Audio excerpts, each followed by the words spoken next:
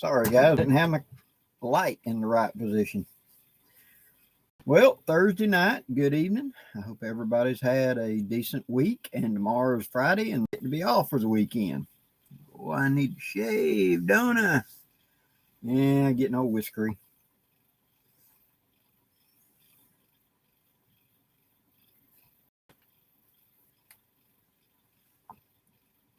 Hello, Aaron. Good evening. Worm, good evening. Howdy do. Mopar, good evening. Justin, hello, sir. Rocklick, hello. Gordon. Diane, hello. CJ, good evening. Down under, hello. Jothan, that's very interesting.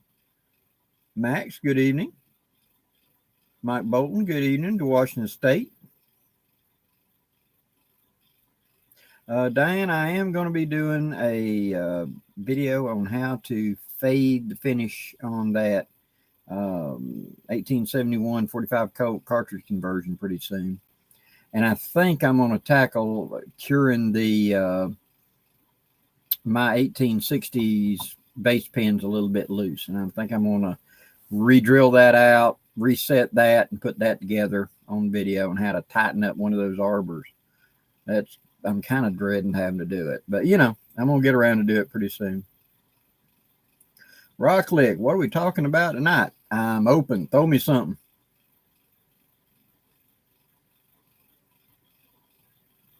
Benton, hello. Tim Lacey, good evening. Bob.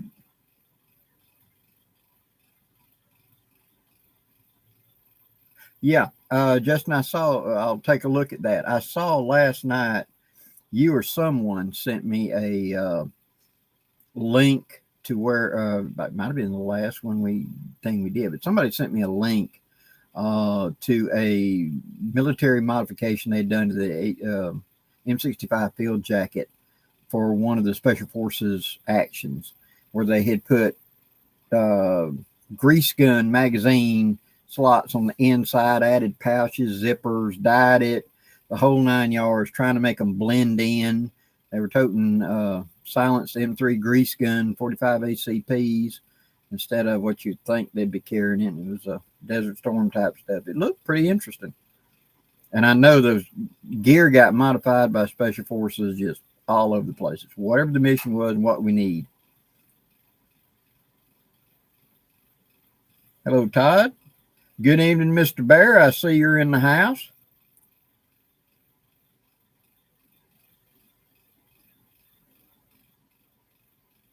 Rock Lake. Yeah, I remember the paratrooper. In my day, they called it the paratrooper. SKS was a very short barrel one. And a lot of guys desired those. And for only a very short amount of time, right there when they went to cutting off imports and everything else, you could get an SKS, that short paratrooper barrel, and it was from the factory designed to take AK mags. They didn't make many of those, or get many of them in the country, I should say. Lieutenant Green, yeah, those curved bullets work very, very well. I've got a video coming up where I'm going to put the Dragoon up against the Rogers and Spencer. I made up cartridges for them, paper cartridges. And so it's what the issue was today was 35 grains of powder and then one of them bullets. I used a curved bullet. And so the Rogers and Spencer takes it exactly like the Dragoon, fills the chamber up and etc.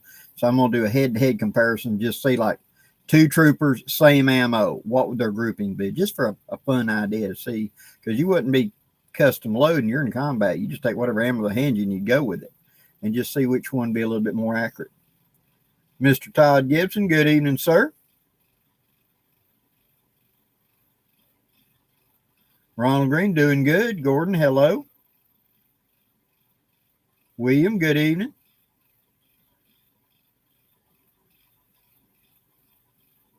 Todd, exactly. I remember when you go over to Op, and that was that Engine Joe's or whatever that guy over in Op on 52, and you could get an SKS in the Cosmoline with $65, and paratroopers were $75.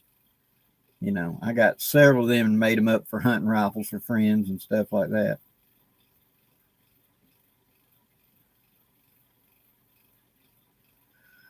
Washburn, what's better, 30-06 or 7mm for long range?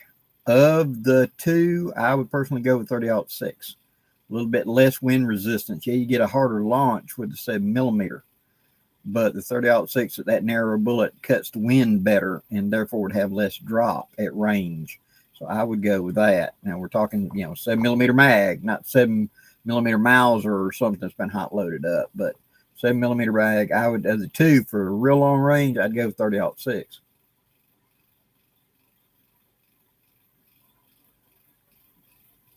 Oh, I know, Gordon. The lever action 357s are ridiculous right now. I got a short 45 Colt Trapper model in the 92 clone, and it was like $700, and that's been 2-3 years ago.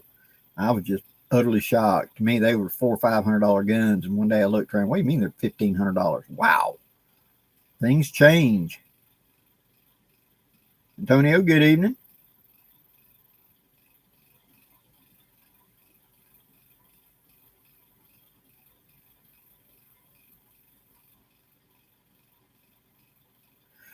Jack, I have not looked at weather wool.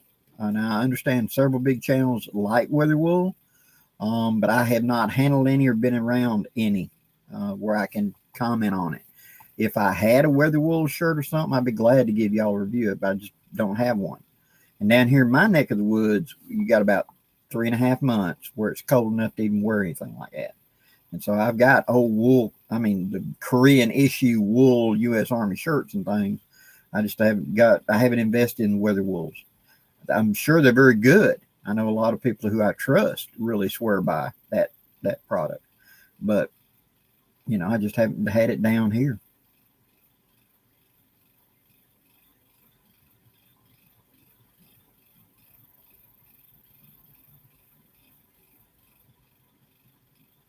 Aaron, yes. Glad you brought that up. Canteen cook set.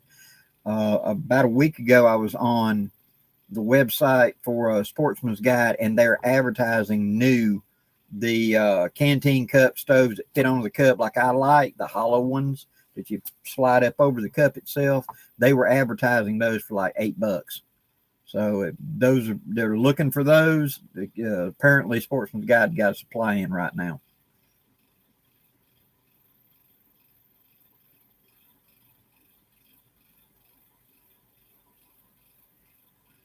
Worm Wrangler, thank you. I'm glad that you like it. Those 22 Heritages for the money are really good. Like I said, back in the day, same gun was made and it was called the FIE Buffalo Scout. And you can take a Heritage and look at it.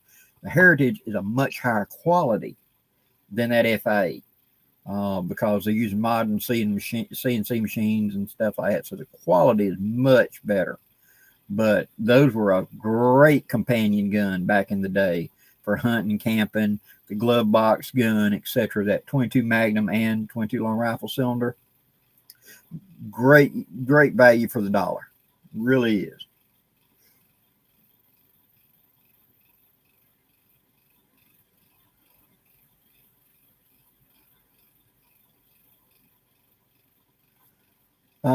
The Model 8, let's see here. Washburn. Has anyone ever heard of a 1898 Springfield 3040? When they were getting away from the 3040 Craig, the 3040, which was 30 US, they did make a early run of the 03 in what would become the 03 Springfield in 3040 Craig. But they got away from that cartridge and they went to the 3003 because of the German performance in the 8mm Mauser, and then that evolved just a year or two later to the 30-06 because of the Spitzer point bullet. And so if you've got one of them, you're talking about a very, very rare gun because they made them for just a real short amount of time. It's where we wanted the Mauser action, but could we keep our standard service cartridge, which was a 30-40 at that time, or 30 US? And then the Germans and several others upped their game in long range performance. And the 30-40 was kind of meh. 30-40 is very close to 308 in power. And so we went up and came with a 30-03. And that 30-03, when they put the Spitzer bill in, it became 30-06. So if you got one, you've got something. Hang on to that puppy. Do not sell it at a pawn shop. Hello, Terry. Briar, hello to Sarah Nevadas.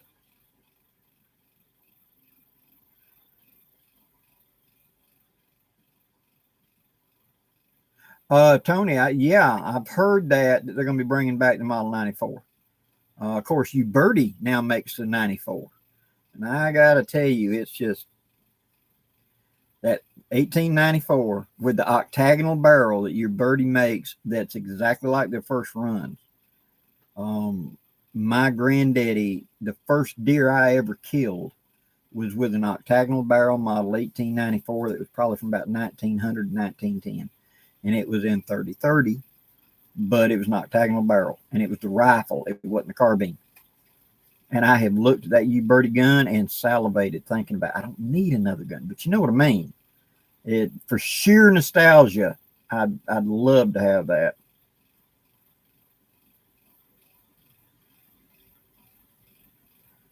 Angry Ranger, I'm glad you like it. Oh, yeah. Gun butter, still using it. In fact, we're now going to be bringing out something new because you guys have asked for it. You wanted something to lube bullets with. And so really soon there's going to be bullet butter, which is just a harder version so you can dip your conicals for the percussion revolvers or your 45 Colts, 44 Magnums, things like that you're going to cast your own lead and then you want to dip them. It'll be in a tin. In fact, today I was talking to Miss Lita Green, and gun butter is going to stop being in the glass jars and is going into metal tins. Everything will be the same. It's just it'd be in a metal tin with a screw top, easier to get access to. And since we're guys, we're more heavy-handed, and it put something we can put in the range bag and pitch out there and not worry about it breaking. At the same time, for the we're going to call it bullet butter, where I can put it on a heat source, melt it, and then dip with it. And when it cools again, just screw the lid back on. So that's coming soon. There'll be a video coming on that. But we were talking about that today. We've got it in the works today. So it works really, really good. And I've got a friend over here that he does competitive shooting with 9mm, where he's pumping out 500 rounds a weekend. And I gave him one to clean it. And he cleans his 9 with it now. So when you get done, lube it all up, put it back in the case. When you get home, it's had time to work. Run a clean patch through, and it just all the fouling just rolls out of it. And you look down the bore, and 5 minutes you're done cleaning. It does great. So yeah, we're real happy with that.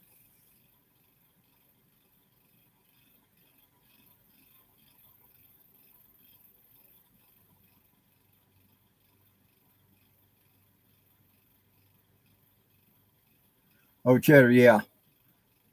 Finding the guns now and finding the ammo is a real eye-opener. I can't believe where all them went. I mean, everybody had an SKS. They were just everywhere. They were $65 a piece everywhere. And now you don't even hardly see them at gun shows anymore. So they got to be somewhere. In a barn or somewhere. There's got to be some SKSs. Good evening. Good night, Mike. Yep, you gotta go take care of the coy dog. I hear you. But he ain't stealing no more chickens.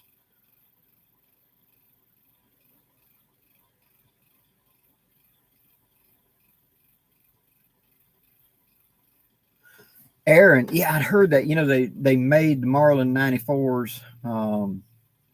They made Marlin 93s and back in the 90s and all in 44 Magnum and etc. And they were real popular and a good gun. And so a 94 in it, and Winchester did make the 94 for a short amount of time in 44 Magnum. I remember a Trapper carbine that was a 16 and an eighth inch. It was as short as you could legally make it.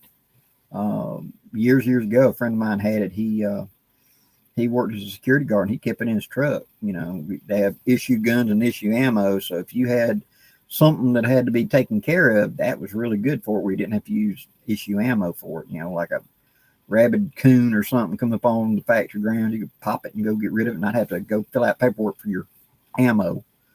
So he carried it for that. But man, they're great for deer hunting. 44 Magnum is a real good 100-yard, 150-yard deer cartridge. If you know what you're doing and can place it, it's very impressive. Zen in Australia, hello.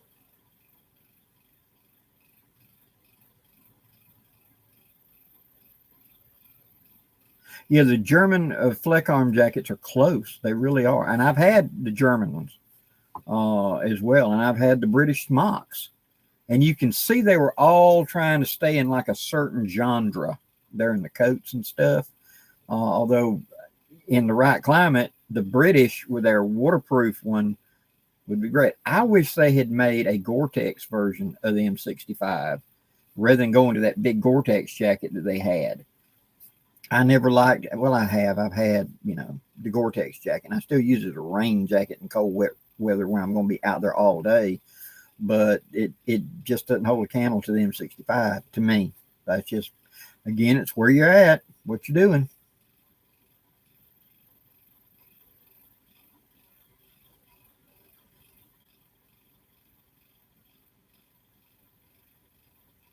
Gordon, yeah, that's a great idea to combine them. Now, a 357, understand something now, and I pointed this out before. A 357 and a 38 special are designed for a gun to have like a 4-inch barrel. Excuse me, like a 4-inch barrel. They know there's a cylinder gap there and there's a 4-inch barrel. So the powder that is used in it is for that. Now, when you put it on a really short, like a GP 100 in a 1 or 2-inch barrel, you get a big flash, but your velocity goes way down in the handgun because of the powder. Ross Seifred found that out. He had a GP 100 and 357. And this guy was a world handgunning champ. He knew guns and hand loaded. And he dropped a couple of his pet 357 hand loads in it, and it shot very accurately, but he didn't chrono it. And so he was using it as a coup de grace for elk and stuff because he runs now a elk ranch out in Idaho called the Windsong Ranch. And he wrote about how somebody had, you know, paid harvest an elk. They'd shot an elk, and he had walked up, and the animal was down but not dead. So he walked up and shot him in the forehead for a coup de grace. And the elk shook his head and started getting up. And he put all 5 in the size of like a 50-cent piece right there. The elk kept getting up. He had to snatch the rifle away from the guy and put the animal down. When he did a post-mortem, he opened it up, and all of them were just sitting there in the skull. And so he went and shot it over a chronograph. And out of his Ruger full size, like a Security 6 or whatever it was, he was getting like a 1,250 feet per second or something like that out of this hot hand load. Out of that short barrel of that GP 100, he was getting 515 feet per second because the powder didn't have time to burn before the bullet got out. So hand load, find your powder, and chronograph. Make sure, because yes, it works both ways, but because of the cartridge. Now, of course, when you lock it into that rifle, you go up 300 to 500 feet per second because there ain't no cylinder gap, and you're getting a whole lot more oomph out of that rifle. And so a 357 in a rifle, if you take a standard 38 special and load into it, what comes out the bore is a full bore 357 because it's added velocity, because it's burning all that powder in that 18, 20-inch barrel. See? Whereas if I put a full bore 357 into it and it comes out of that barrel, you're duplicating 35 Remington, which is a fat bullet 30-30. I had a real short little trapper in 357 for several years and took several deer and hog with it. And it would do anything a 30-30 would do out to 150 yards. I mean, it's just a fat bullet 30-30. 30-30 is 308. 357 is 35. The 308 was 150 grains. I was using 158 grain bullet. They were both moving at the same speed. It's a fat bullet 30-30. So it's great to be able to interchange those out.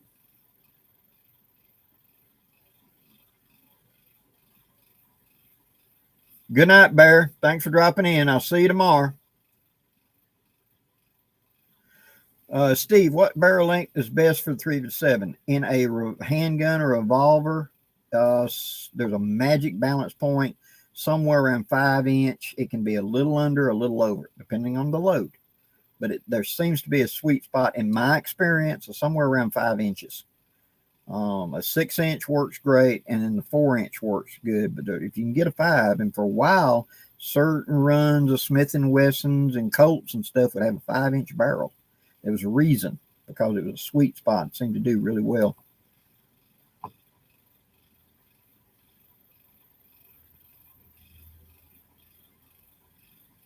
Mike B, exactly. You put the layers on under that M65, you're fine in most conditions.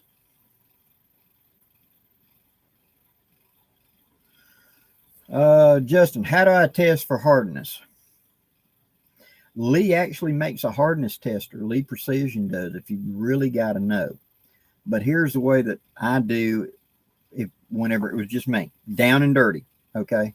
If I'm casting lead bullets for a 30-30, a 30-06, 243, something like that, I will drop the bullets from the mold up here down into a 5-gallon bucket of water with like 4 inches or 6 inches of water in it, and a folded up towel on the bottom. And it will harden the lead on the outside. It quenches it. When I get done, I should not be able to make a mark on it with my thumbnail. If I cannot mark it with my thumbnail, it's usually hard enough to handle realistic pressures. Now, if you're going to try to push that way on up yonder, you've got to get a hardness tester, because there is no makeup of the lead can vary it so much. And most of the stock 243, 30-06, whatever loads, this quench method will make a lead that's sufficient for firing for that.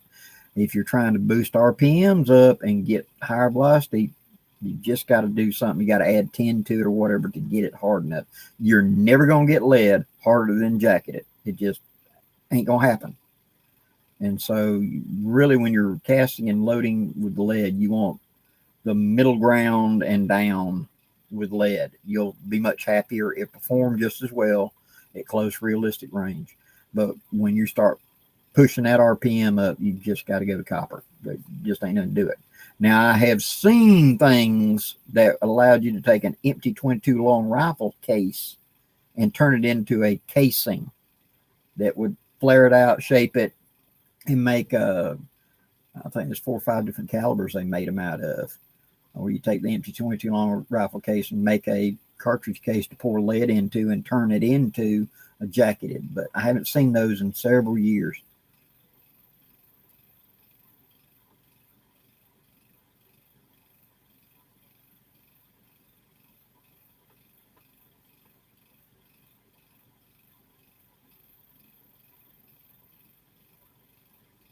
Aaron, I think you got good set right there. Your group there is really nice.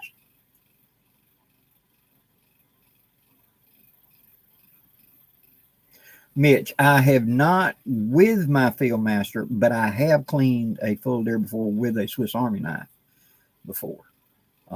Used the saw to open up the breastbone and etc. I have done it. But usually a field expedient way that I clean deer, because my whitetails down here are going to be around 100, 125, 130 pounds. Yeah, it might be heavier. It's great when you get a 200, but the average, what we're talking about, they're not that big a deer. They're a very tough deer to hunt because they're really smart. But as far as size, they're not really big. And so I go for the back strap, the neck meats, the 2 front hams, the 2 back hams. And that's about it, because they don't have no rib meat and there's no real belly meat on them. When you get done cleaning, we'd end up feeding it to the dogs or grinding it up to make whatever tough, stringy meat. There was just nothing to it. And so with the size of that pocket knife, I could make the cuts and do everything to do it. In fact, I wouldn't even gut it. I would simply lay it on the ground and take the back strap out of it, roll it over on its back, come in the like the armpit, on the thigh, and go around the old big ham, and then come up here at the knee and go all the way around the ham, split down, pull it out and then stand on the leg and peel it off of the leg bone. So you just have a hunk of meat for the two lower hams, and then come up here and you do the neck meat. And so that was 99% of the meat. The only thing left was the tenderloin inside. And it's not worth getting him to get 2 pieces of meat that big. You know, I could have my meat off of the deer in less than 15 minutes and go on and, you know, get stuff back to the truck, get set up and be hunting somewhere else in 3 hours, as opposed to spending 2.5 hours doing it. If we're going to completely process it, yeah, that's going to take a while. And sometimes it was worth it, depending on the deer. If I got a nice big fat doe that had been eating good, and there was some belly meat on her, and there was some rib meat on her, because she'd been eating real good, not doing a lot, yeah, then I'd fully process that deer. But that's the way I did it. I could do it with a pocket knife. Wasn't my favorite, but I would do it.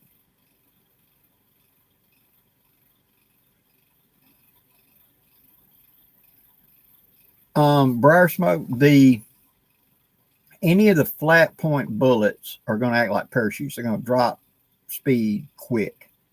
That's the reason I say 100, 150 yards. It'll throw it farther, but your trajectory starts curving like a J out there at point X. And you got to use some sort of flat end bullet to keep from detonating primers. So you can't have a pointy bullet on them. Now, Levolution is the exception of that. So they make that, Hornady makes Levolution, which is a pointy bullet that's got a soft tip on it. And you can get it in 357. And that greatly improves your long range performance if you're in an area where you need to reach out that far. Here in our South, it's 100-yard shot is a long shot for us, because usually our woods are so dense. Unless you're shooting into a field, you know, you're not going to see the deer till he's like 25 yards out, because it's just so thick. And then it's an easy shot. If you're at the edge of the field and trying to do that and shoot along a fence row or something, 100 yards is a really good long shot, because you probably won't see him until he just steps up in front of you. You know, oh, deer, you know. And if you're going to be trying to shoot 300 yards across the field, total better gun, total long range gun. You know, you're sitting here trying to shoot across that field. I had a guy not long ago was asking me, he said, you know, I want to be able to do a 400-yard shot. I said, then you're shooting down a county road or a power line, because you ain't hunting deer. You're trying to play sniper. You know, they're going to be right under you when you see them.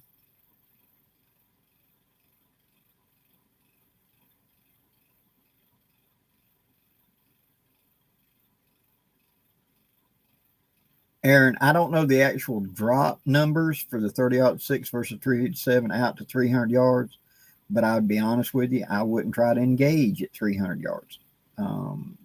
If you're in that kind of, again, if you're in that kind of country, I'd recommend another gun. It's a short range gun. 30-30 will reach out there with that Levolution. 30-30 will do anything a 308 will do with a Levolution at like 350, 400 yards with the right man behind the trigger that can know what to do and figure it out. Yeah, it'll do it.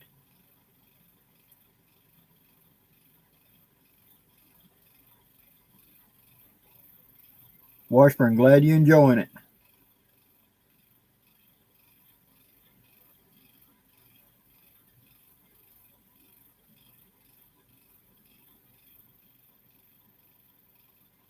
Oh, Aaron, yeah. I'll be continuing more of the black powder shotgun coming up very soon. And we're going to go a little bit more into the, A, I'm going to show you some sources to find more information. And B, I'm going to show you shooting a medium load and a heavy load. And we're going to shoot slug out of it. I don't think I have, nope. I don't have handy around the corner of the curtain. I was going to show you the size of them big old huge pumpkin balls out of that thing. But I'll show you how the shotgun works. And it can be just as effective, and it's a lot of fun. I used to love taking my double barrel 10 and going hunting.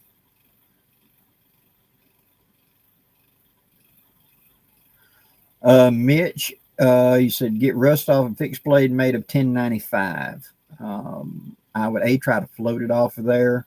An easy starting out fix is to simply dip it into vinegar. If you ain't got a finish on it, you got to worry about. If it is got that on it, then I would recommend boiling water. Just hang it in a pot and boil it. If you're at boiling water temperature, which is 220, 212 or less, it is not going to affect the temper of the knife. but boiling it will convert red rust to black rust, and that surface chunks will start flaking off of it and falling off. And I've watched several big name channels that are restoring antique firearms that are real expensive. This is like one of a kind and stuff, and they put them in a tank of boiling water and let them boil for several hours to convert the rust that was on those guns and get it to come off without having to scrub it, scratch it, or whatever, because they want the finish that's still there to come up. And so that is one way to do it. That or some sort of penetrate. I'd soak the thing in penetrating oil real heavy for a day or two, and then real light steel wool, just buff it off. It's just a working knife, lightly buff it off, and it'd be fine.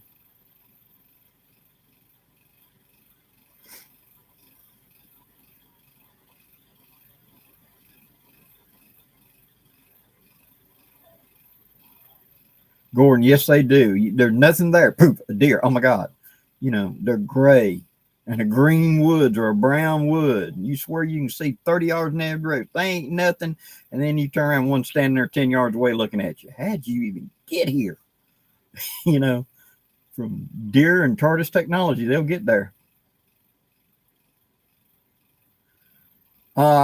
Justin, I have, back when I was shooting a Tulidi Chai 62 caliber, I have tried tube ball, take two files and make them up, and I didn't see a huge improvement in accuracy, but they do work.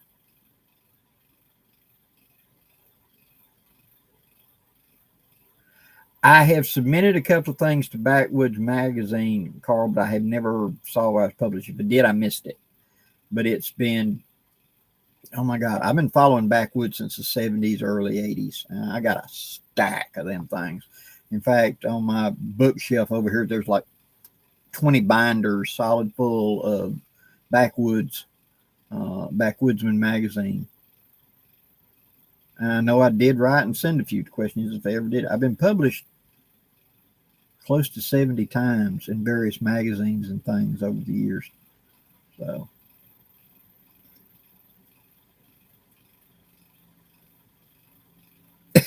Tony, you can do anything, but man, it's going to be a big pot now. You're just going to have to find a way to get rid of it otherwise. I talked about sandblast then.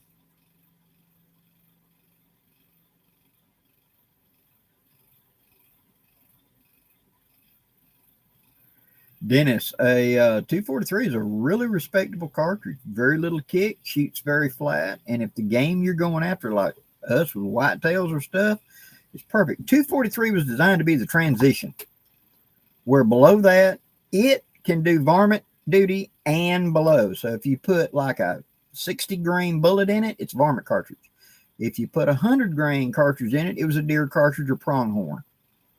That was the idea. It was the transition between varmint cartridge and deer cartridge, because you got places, a lot of parts of the country, deer season's a week, so what good's a 30-06? You only get to shoot something with it a week, a year, so to speak, in hunting. But man, I need stuff for prairie dogs and I need whatever. So that transition, and that's what the 243 is supposed to do. I've hunted with a 243 many times, and a good bullet performing a good lung hit, it just turns their lungs into pink mist. They ain't going far. No, they ain't going nowhere. They ain't got no air.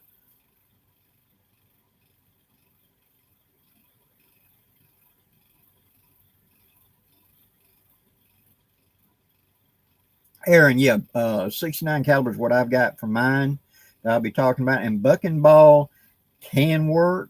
We used to use that a lot in the old muzzleloading days. A good friend of mine swore by it. He had a brown bess musket, and it was a buck and I think it was a ball and 12 buckshot is what he put on top of it. And of course, again, we're close range. When the deer showed up, he was going to be 30 yards out or something like that. And he took quite a few deer with that big gun with that. So it could be done. Oh, yeah, I've watched Twilight Zone, a lot of that stuff back in the day on black and white TV.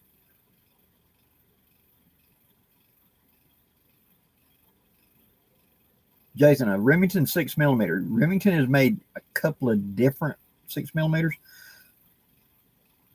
The 243 is a 6mm. But in America, we go by a different, so we call it 243. But I understand. I don't know exactly, guys. But I think that same cartridge is marketed overseas as a Remington 6mm something. So it could be the same thing, Jathan. It could be a 243 we're talking about.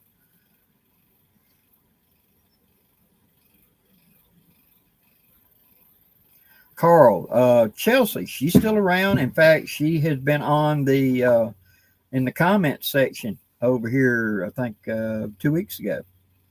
And I saw her last weekend for just a couple minutes. She's taking care of kids and taking care of family. And there was a elderly family member that she, like the primary caregiver for. And so she hasn't had a lot of time. She had small kids, and her youngest is 4 now, I think. And she's already said that once she gets to where she can go to daycare and stuff, go to kindergarten or whatever, that she'd have more time available for she and I to get together and do videos again. So you'll get to see Miss Chelsea again. She's a wonderful person.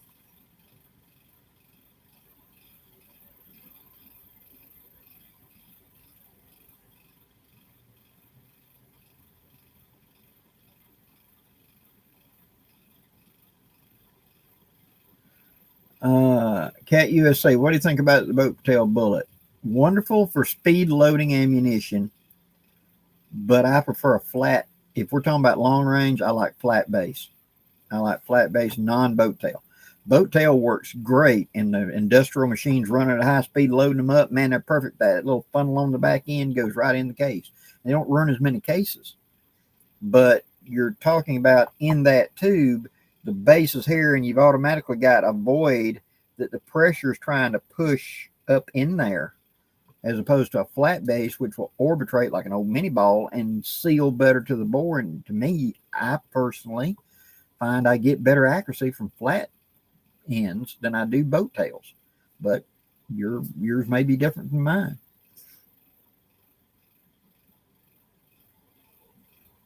The old H&R single shots are good rifles.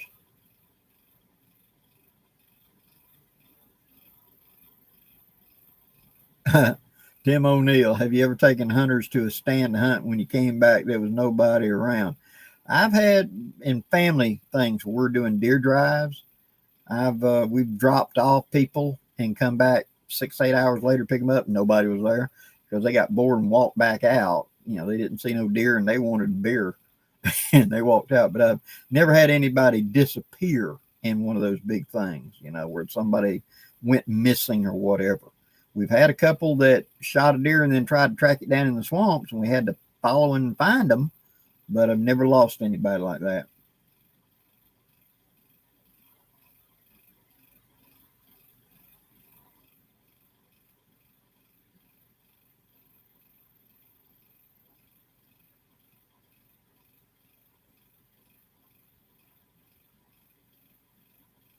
Aaron, the 303 is a very fine cartridge.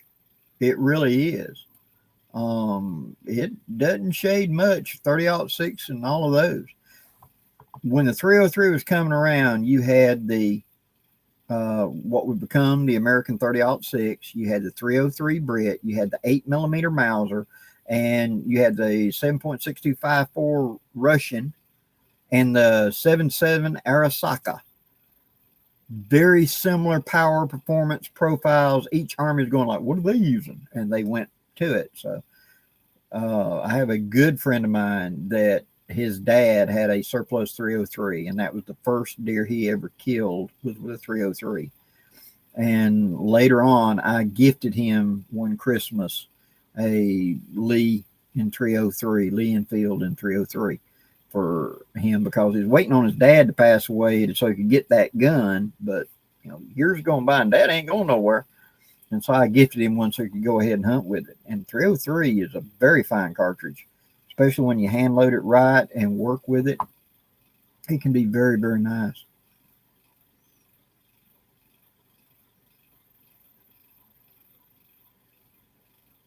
Dennis, do I have a preferred breakdown backpack rifle? If it's a true survival gun, you're not planning on using the gun, that AR-7 little short thing that floats in the stock is pretty handy for that. If you're talking about something a little more robust, I like a Marlin Model 39 that you can take the gun in half, lever action 22. It cuts down to a small thing about like that in two halves and works very well. And it's a high capacity lever action 22 tubular feed magazine.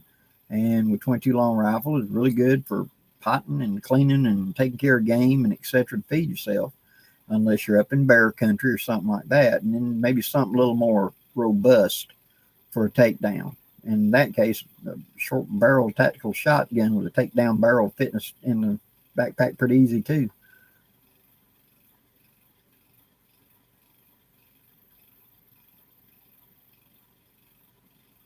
Do I have a favorite fishing pole? I'm old time Southern, and those old collapsible fiberglass poles work really good for me to strap to the side of a pack. You know, I can find, go look at a dead tree or rotten log and look under the bark. They are a haven for bugs, grubs, crickets, whatever. If it's black, it's bitter, nothing eats it. Anything else under that, worm or whatever, is good fish bait. So you find a dead tree laying down and just start peeling up the bark and you'll find fish bait. That and that little old cane pole works fine. Having said that, I've also had the small take apart rods and reels, ultralights to carry. A lot of fun to do those. And then fly fishing. I love fly fishing.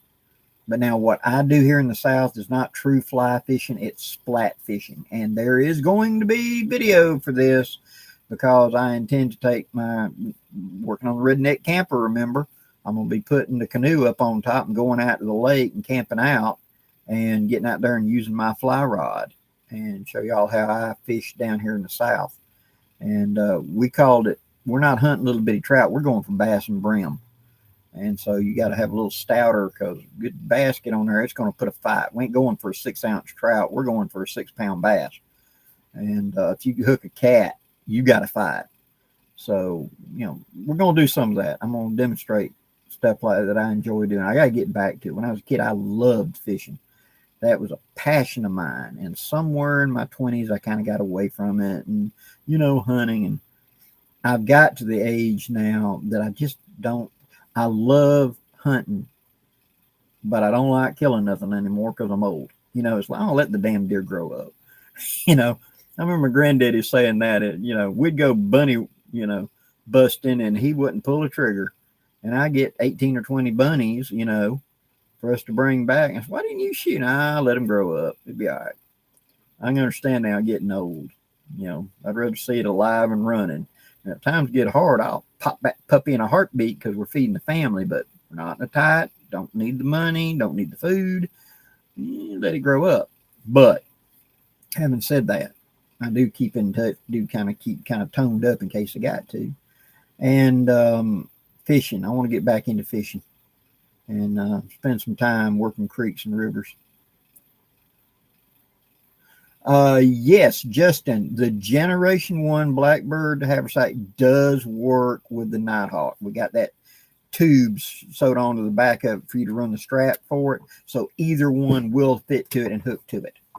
We came up with that to make sure it was easily for both of them.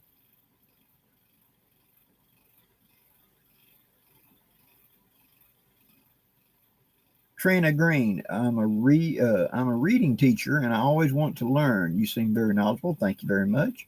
About a variety of topics. What is something you would like to learn more about? That's a very good question.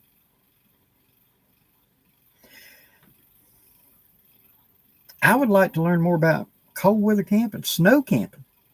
You know, I want to go snow. I mean, you know, snow and learn about snow camping. I thought I wanted to learn about kayaking. I bought a kayak. I took it out. I got in it one time. I fell out of it and I sold the kayak that day. I'm a canoeist. I would like to get back into tying flies for fishing. I would like to know more about birds. Be able to tell their songs and stuff like that. I'd like to greatly improve my plant knowledge and being able to forage better than I do. I have a working knowledge, but I would like a much more in-depth knowledge. Is some of the things I'd like to do. I would like to do some research and learn more about the returning wildlife to my native Alabama. A black bear are now. I sent a recent photo of a town about 20 minutes from me had a black bear wandering around the town, which just tickled me to death. About 350 pound black bear just wandering around in town and around neighborhoods, and people's security cameras were picking him up walking around. That just tickled me to death. I'd like to learn more about that and find out more about their migrations, etc. Now that they're becoming in my neck of the woods, things like that I'd love to know more about. I'm one of them people that if you ask me something I don't know anything about, it drives me nuts until I get a working knowledge of it. And that's one of the reasons I learned so much growing up, because a very wise preacher at my church said the road to wisdom begins with the statement, I do not know. And he asked me a question I did not know, and I had to figure it out before next time we got together so I could answer. And that's the thing for me. I do not know, and it'll bug me until I get at least a working idea of how it works. So,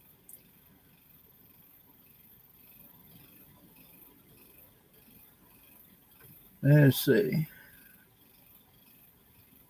Go Bra 2. Yeah, it would be.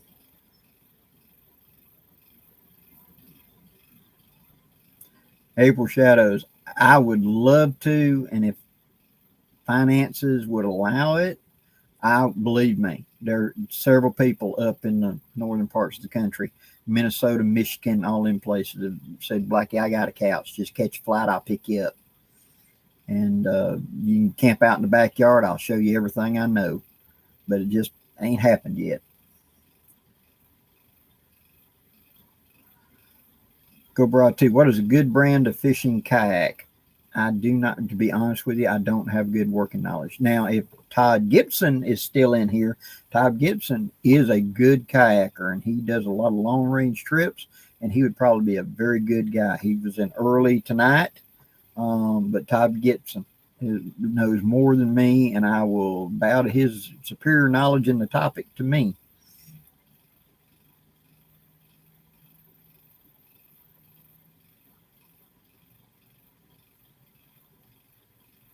Oh yeah, Tim O'Neill, good idea.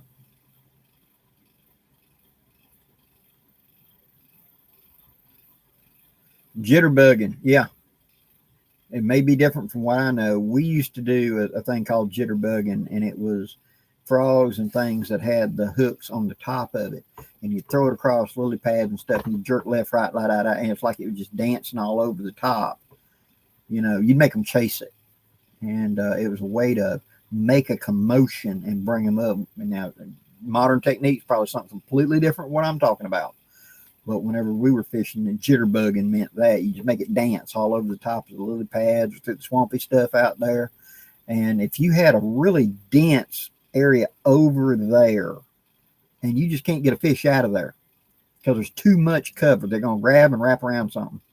We would throw, like I'm talking about, these type of weedless lures over the top of it and then bring it through at high speed and out into the open water and try to get them to chase it out into the open water. And then we'd slow down and let them grab it out in the open water as a way to pull them out of those inaccessible areas.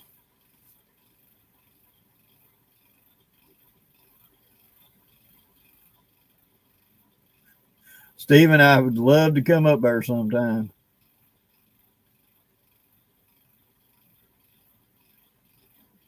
Steve, board resistance from North Dakota. I've seen North Dakota. That's a beautiful place. It can be a little cool in the winter, but I've seen it. It's a beautiful place. Tim Lacey, yeah, a lot of vets talk about. Well, you remember winter of 77, 78 was the coldest winter on record in Alabama and most of the nation for years. And I had a lot of people in the early 80s that were GIs that were in Germany and talked about there was a series of winters there that were just brutal. Even the Germans were talking about how brutal it was. So, yeah. Cobra, no, I do not have a bag for fishing yet. I have the Nighthawk and the Blackbird, but I do not have a bag for fishing.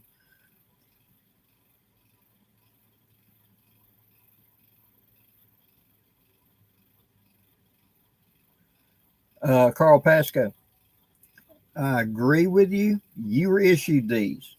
They didn't fit you. Um, I will explain why. Surplus. A. B. My legs are two different sizes. Literally, as I pointed out in past videos, I was born crippled. And so my left leg is visibly much smaller than my right leg. And so my right foot is a size 9.5, and my left foot is a size 7.5. Cheap surplus boots, put a lot of liners in that thing to make it fit, and I'm good. And so I grew up wearing cheap boots. And most of the military boots were higher quality than the boots I was getting as hand-me-downs and stuff like that. So I just got to using military boots. I know a lot of the vets are just, oh my God, I hate them things.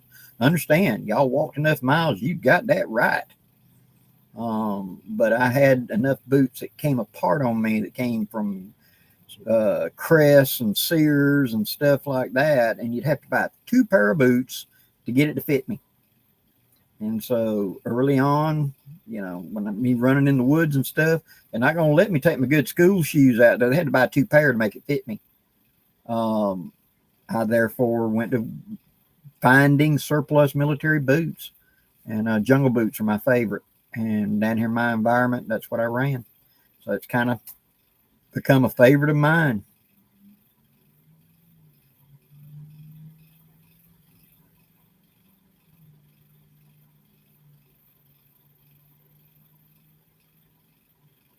Tim O'Neill, yeah. Turn the boat up on edge as a heat reflector. Put the fire in front of you. I've done that with a canoe. But we didn't check the trot lines in the morning. Every hour on the hour, you pulled and rebaited.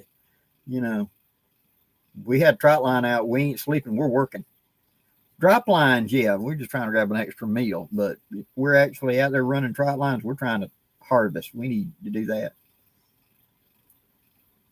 Poor boy. Canoe camping is my preferred. Now, as I said, Todd Gibson, who was commenting in here a little while ago, Todd and them go a lot of kayak camping, going up and down the major rivers down here. And they got a lot. I've canoe camped for years, but they got kayaking over me by far. I don't know that much about kayaks. They do.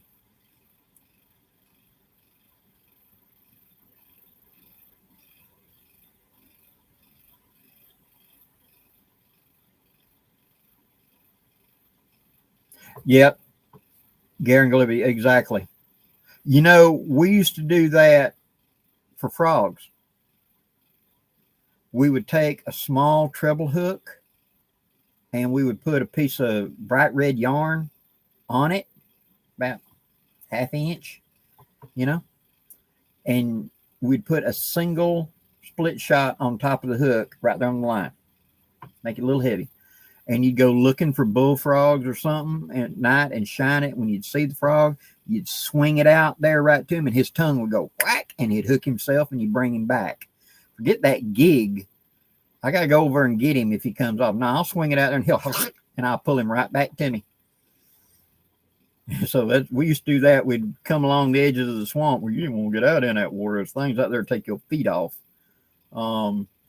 And swing out with lights with cane poles and treble hook and a little bitty piece of yarn on it and swing it out there in front of him, just let it dance around him. He couldn't resist it. He'd think it's a bug and he'd zap it.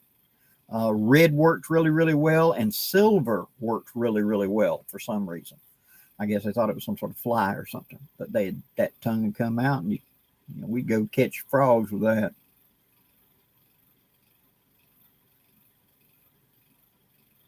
Sport Mobile 83, thank you very much.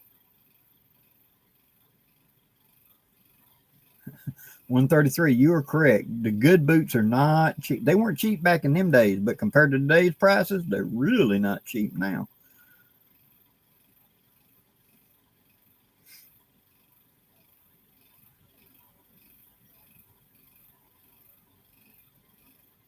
Yeah, Justin, running lines meant running lines. You didn't, we had trot lines out. You're working. Gobra, yeah. working with the telescopic cane pole, they come in different lengths, of course. And I find that the 10-footer is more productive than the long ones. The long ones are better if you're going to sit on the bank and you're trying to throw out further, you're going to put it on a stand. But if you're actually going to hold it in your hand, I like the 10-footer. I like to put spider wire, the line on it, where it's about 12, 14, 15-pound test.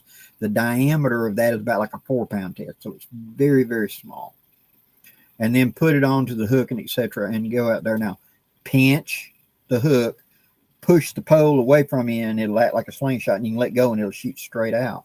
Because a lot of times you're in thick cover with stuff over your head, and then all you got to do is just straighten up. You know, when something bites, either a cork or a fish, if you're tight lining, just tighten up, and the pole will kind of set the hook. Rather than jerking it like you do with a regular rod and reel, just lift up, and the flexibility of that pole, that it's like you're taking a rope and doing a shock wave. You just do that with your wrist instead of lift straight up, kind of roll your wrist back, and that shock wave will run right down that pole, down that line, and set the hook with very little commotion. So you ain't got to jerk real hard, just and he's hooked, and then you can lift up gently if you got overhead room to do it, or you can scoot the pole all the way back and grab the line and hand him back. When you stuff's so thick over you can't do much. I'm gonna demonstrate a lot of this stuff because I've got a lot of experience with cane pole. I had a good laugh that someone 6-7 years ago sent me he said, "You've got to see this, Blackie." And it was some gentleman that was running a school in California for tenkara fishing. He had spent time in Japan and had gone into the mountains of Japan and had found these old monks that were using this ancient fishing technique. And he was detailing how it worked. And for $300, he would have a weekend seminar at some place in California on a river where he would teach you how to tenkara fishing. And he demonstrated it. Well, any redneck in Alabama for a 6-pack will teach you how to fish with a cane pole, and that's what he was doing. It was just a 12-foot long cane pole. It had a little eye on the end of it. You could hook different lines on it. Besides that, it was cane pole fishing. And so that any redneck for a 6-pack will show you how to do this. And I had a good laugh at it. But it's where you're at. I mean, cane pole fishing, very simple to do. The flexible fiberglass pole, man, I've had a lot of them tied to a rucksack before. And it's just a lot of fun. And you can get a meal pretty quick and easy. You know, a couple of decent hand size to go into a skillet. For years, my preferred backpacking was a U.S. Army mess kit. And it was good pan for fish. You know, you'd take a sack, clean them, drop them into the sack. They already had flour, seasoned flour and all that. And you shake the bag up. And then you'd bring it out and drop it into peanut oil in that pan. It was perfect size for about a hand size shell cracker or whatever. 1 or 2 fish was enough for a meal for me. Oh yeah, quick and easy, a lot of fun. And didn't make no noise. Nobody knew you was down there fishing. Yeah, it was real nice.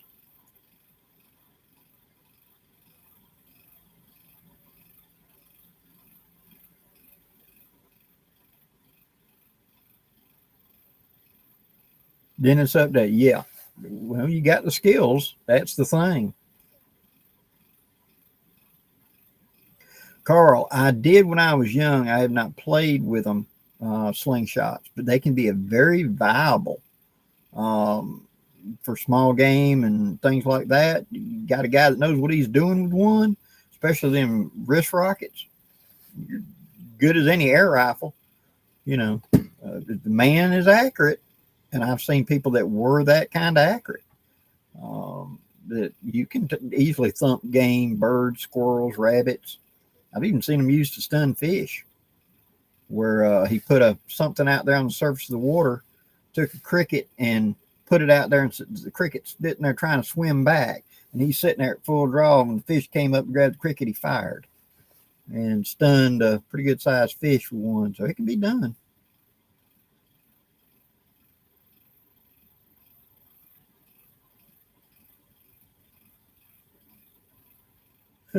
Washburn's a good story.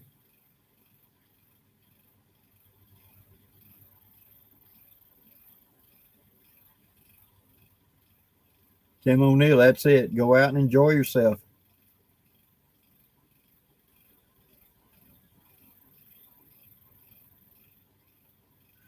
Go right.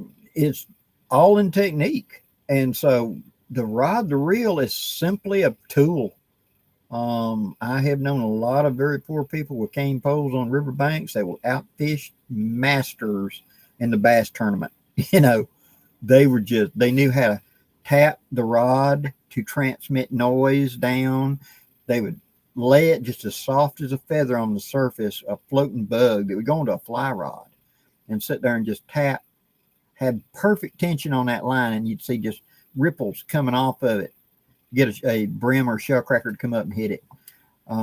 They were doing the job of a fly rod. They would put on little bitty jigs and throw it out there and troll it back to them. They would roll cast and pull things along. As soon as it got thing, they'd roll cast it right back to the top and come back down. They didn't lose nothing. I mean, they can be a very, very viable fishing thing. We're just in a short range. I ain't got a lot of range. That don't mean you can't feed yourself. Justin Coon, I've used perch for bait before, cut up small knockers, we used to call them, for bait before, but not, for them, because trout line, you're not supposed to get them in Alabama.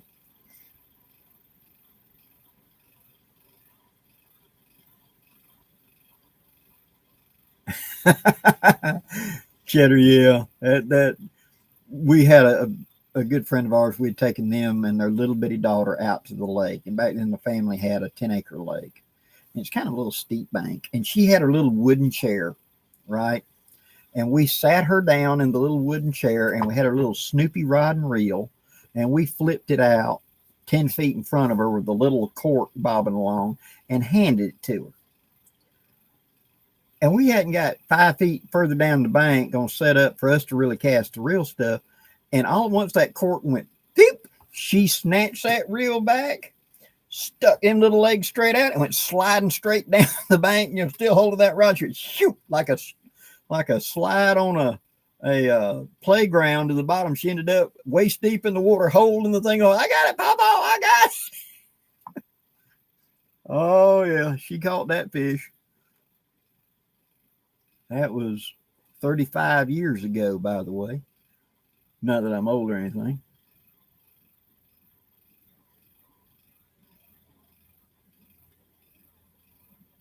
Yeah, Gordon, you can make drop lines from, which we got down here. We got such overhead cover. It's easy to find a real springy limb to do drop lines real quick. But at the same time, we would take a tree and you'd put a piece of line through it. And you'd put the cane pole coming from this way, and you tie it as tight as you could get it, and then you would bend it this way so it would pivot under that tight rope, and that would hold it where it wouldn't droop down too far. The line would be underneath it, and the tension would keep it from going past it. So now it would just point at about that kind of angle and have it holding, and sit there like a spring. Especially when in fiberglass, it'd sit there and be tweet, tweet, tweet, tweet, tweet. You know you got something real quick. Another trick that works really good is to take you some reflective tape or some sort of white tape or something. A lot of times you go look in the hardware section of the big store, you're going to find this tape that will be white, red, black, yellow, just a small roll of like electrical type, something about that size.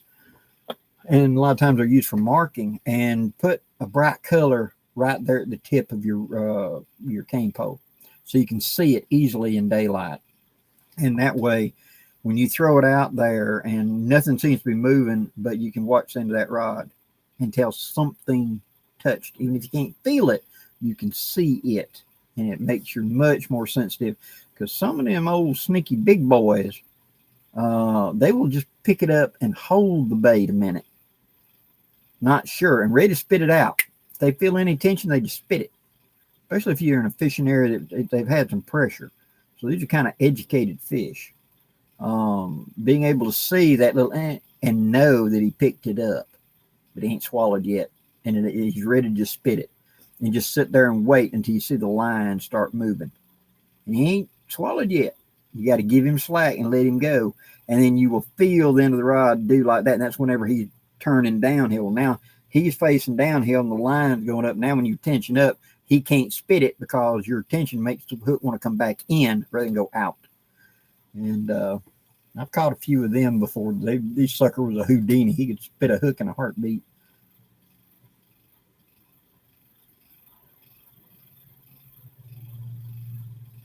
Oh, yeah. Yellow is a real good color for crappie. Yellow and white. Here's a rough idea for fishing. Okay. When you come to a body of water, the first thing you want to do is not disturb it as much as you can. I don't want a fish. I want 10 fish out of this water. So they have their own little pecking order, their own little territories down there. So I start out with the most natural looking lure I got, like something looks like a lizard or a minnow or whatever. And I want to gently and quietly, straight ahead of me is 12 o'clock. I'm going to throw it over here at 10 o'clock if I'm reeling. Very gently throw it in there and slow and quiet. 11 o'clock, 12 o'clock, 1 o'clock, 2 o'clock, 3 o'clock. I didn't get nothing. Okay, speed it up. Throw it up. Give a little bit more speed now and give a little jerk. A little bit more, but hey, I'm here. Because they feel vibration in the water. So they go, hey, what? You know, get them to look up. It may be at a depth where they're not up here, they're down here, and you're kind of above them, you know. And then if that doesn't produce, then I get something that goes deep. And I bump it along the bottom, up and down, porpoising it up and down with them layers. Because there may not be good oxygen right here, and they're stuck below it, or they may be above it, and they won't go down to where the bait is. So I got to porpoise that up and down. So it's bring it up, sink it down. Bring it up, sink it down. I porpoise it through all the layers. That didn't work. Now I get something with a big old blade on it and just makes a racket. Because when you look at the side of a largemouth bass, and I believe this is true for all the basses, calico bass, smallmouth, etc., you're going to see these black dots. Look at their skin real good, and there's these black dots. Those are raw nerve endings. And it feels vibration in the water. And so literally a fish can feel vibrations in the water 10, 15 yards out. Feel them, not like hear them, but feel them. That's how they do it. You got to remember, a bass is not like a brim or sunfish. Sunfish are fighter jets. They want to run it down. They ain't scared to chase. But a bass, the bigger he gets, the chunkier and the bulkier he gets. And his running it down days kind of, his ambush, he's a Chinook. He's not a little fighter jet. He's a Chinook, you know. And so he's got to get in position and then lunge at maximum speed and yank that mouth open. It's the suction that sucks the fish in. It's his net. Because he can't run and turn and burn no more. He's too big. And so those raw nerve endings, they give them the indication that there's something there to eat. So I've started with something natural.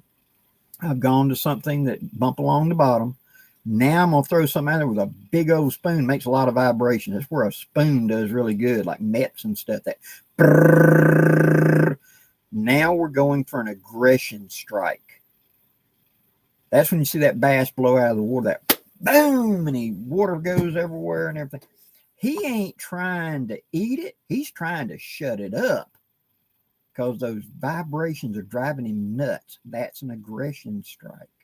That's what these pro bass guys up there on the front of the boat, they're just as fast as they can cast. You know, if the line's out in the water, you're not fishing. It's just fast as they can go. And they're moving a 1/4 mile an hour in that boat, and he's doing 100 or 300 casts per hour, you know, slinging it because he's trying to get aggression strikes. He's trying to make as much racket to get the fish to get upset about it and come after it. It's just like if I start at 3 o'clock in the morning, 2 blocks from your house, and I crank the stereo up to 150 decibels and I'm barely letting the tires roll, and it takes me 25 minutes to roll up into your driveway, you're up, got every light in the house on, standing over the shotgun going, what in the hell's going on? That's what you're doing. It's an aggression strike. But if I start with that, yeah, I may get one fish, but I scare off 20. So I start with something that looks natural. And let's say I do get a strike over here at 10 o'clock and I bring that fish in. I don't go back there. I go over here and work back over because I want that to kind of settle back down, because that group of fish, their little pecking order, like, what happened to Bob? I don't want them to get upset. I want them to stay and be calm. And if I keep doing that slow and easy, I might get 8 or 9 fish out of here. But if I go immediately to that noisy big racket, yeah, I'm going to get a strike. I may get one, but I could have got 8, and that's the thing. Colors. If the water is clear, use the most natural looking thing you can find, whatever that is. If the water is a little cloudy and the sky is clear, use light color like white or something. They can see that better. If it's dark water or dark overcast, use the darkest color because they see that depth better. Dark on dark is easier to see. And that's the basis of fishing down here. This ends the lesson.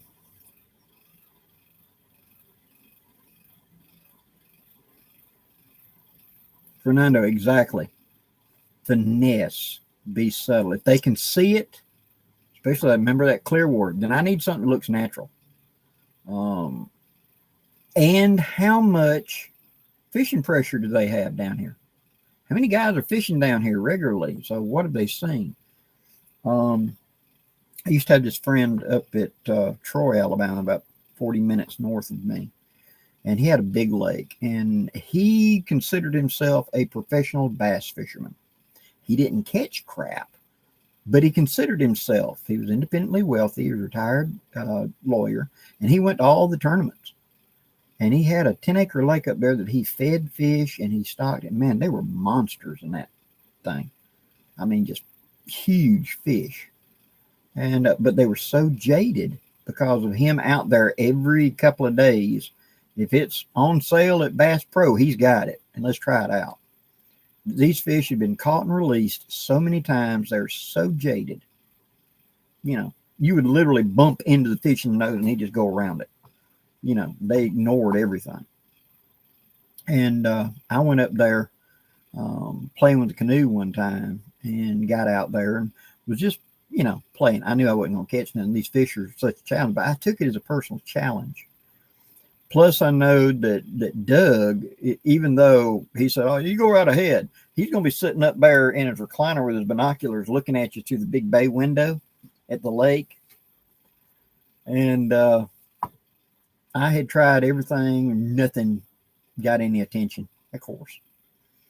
But his grandkids had been over there, and in his cutting the yard, he had ran over a lost cheap Barbie doll type thing. A little kid doll, and the lawnmower tore it up. And when I had paddled out away from the dock, I had noticed in the grass over where the grass had chewed up and spit out was that tore up doll. And as I'm out there fishing, remember, I'd gone through natural, I'd done my colors, I'd done my noise, I'd done nothing. Well, these fish are so jaded, it has to be something they've never seen before. So I paddled back over there, and there was that broke up, tore up Barbie doll, and had a rubber head, soft rubber head with long blonde hair about that long. And I got to hold it and twist, and that rubber head came off. And I took a long shank hook and I put it through the head so that the hook was down into the hair. And I put a blade on the front of it, and I cast out there. And I had 10 fish in less than 20 minutes. I mean, fish. Because they had never seen a Barbie doll head. That hair going through the water like that. Bam! I think I was on my third fish in 5 minutes. Just as soon as it hit the water, 1, 2, 3, bam, it was tied up. And I looked up, and Doug was standing up on the rail. He done got out of the recliner, and he was standing up there looking at me. I'm about 75, 80 yards out. Next thing you know, I hear his boat crank up, and he's putting out there, and what are we using? What are we using? What are we using? I held up his Barbie doll head. He made me leave that. He wouldn't let me say, "That's my grandbaby. You got to leave it here. Here you go. You can have the Barbie doll head." They had never seen it, and so they would go for that. I prefer to eat Bass or brim, 133. Brim's my favorite, man. They're a lot of fun to catch. They put up a good fight real quick. Cheddar, yeah, they never seen it. They've seen all these fancy whatever, but if they've never seen it, that gets a curiosity strike out of them. You know, like my good friend Dan Lutz had said, if you can override a creature's natural apprehension with curiosity, his natural fear of man, his aversion, whatever. If he's curious about it, he'll come to it. He's talking about trapping and baiting. And he said that he would do things to attract them that we'd look at it and go, what are you doing? He talked about he'd put up a trap and he would take the pull top with the tab on it for opening up a soup can or whatever. He'd flatten that out and he'd take a piece of coat hanger and make a little hanger and put it there like a twirly cue. So bang, bang, bang, bang in the breeze or something like that. And it would flash on one side and the other side's white. And that was one of his favorite attractions for coyotes and things and coons because they were so curious. They'd come over like, what is this? And step in the trap because curiosity was more important. They didn't see this in nature. Garbage they knew about, but not something hanging up in a thing with a little swivel spinning around in the breeze. What is that? They'd step in a trap.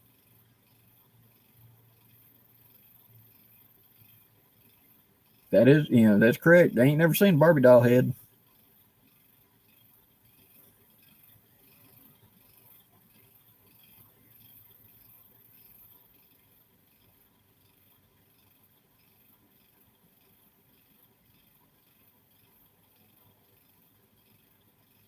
Okay, besides fishing, we got off on fishing tonight. What else we want to talk about tonight, guys? We got about 45 minutes.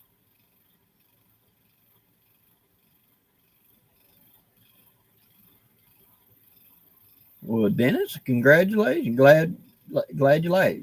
Chicken fried deer steak sounds good.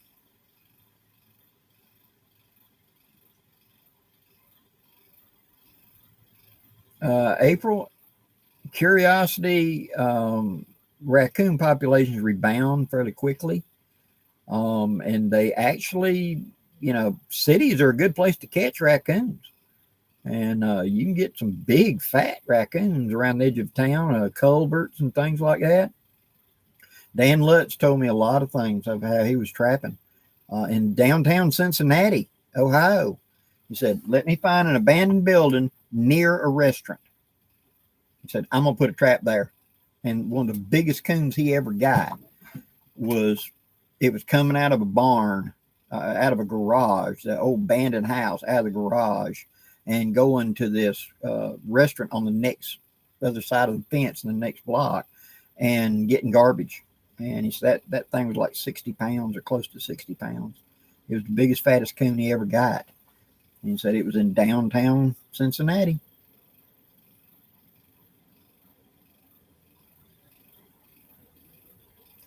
Go bra archery. Okay, what would you like to know about archery? Cheddar, I have not made one from bamboo. At one time, that was a big thing for people to do to make their own. And to be honest, I just never got around to learning that skill. I have known people that did their own flies, everything, made their own rods, but I've never got around to doing that.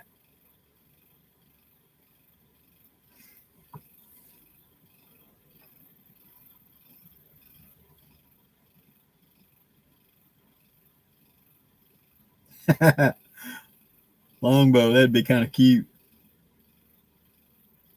I taught archery for Boy Scouts and made my own bows and stuff, and I have not played with a bow 10 plus 12 years, even more of that. I'd have to warm back up quite a bit. Yeah, I made my own arrows. A great cheap arrow to teach yourself and to learn with is go get straight dowels about appropriate size, get a 38 special case, put a drop of hot glue or glue on it, stick it on the end of it. That's blunt. And then I would take and make my own fletchings, or I would make duct tape fletchings for stump shooting. They did good for thumping bunnies at 10, 15, 20 yards. Because most time when you saw one, you're 10, 15 yards from it. You know, and it would just straight down the thing and let it go. And that flathead was a blunt bump at 38 casing on that thing. You'd knock him out cold, you know. And so bunnies and stuff like that. And if you lost an arrow, you were not out a whole lot. Justin, can I nap, glass, or flint? In the 80s, when I was doing living history, I played with it with good friends. I got where I could make my own little arrowheads and stuff, but I have not played with that topic. I'm not going to say I have that skill. I have a knowledge of that skill, and I have some hands-on of it. Enough to embarrass myself real well, but I am in no way confident to say that I can just sit down and make that up, you know, as far as creating my own arrowheads and stuff. It would come back to me, but it'd be a learning curve.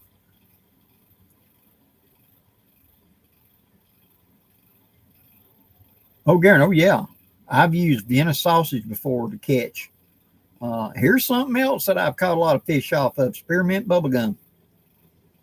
They, for some reason, spearmint. But Wrigley's big old pack of spearmint bubblegum, sit there and chew that sucker. And whenever you got tired of chewing it, stick it on the hook and flip it out there, and you would catch several brim before it finally wore out. So they, for some reason, spearmint. Eric, fantastic. Oh, what would I pack in it? Well, if you're going to be going up in that neck of the woods, you're definitely going to need a compass.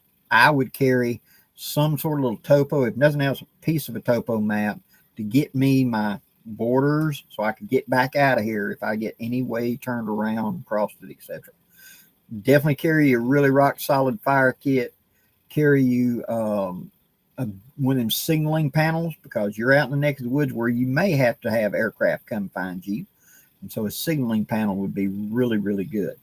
Backup knife and some sort of shelter set, a tarp, something.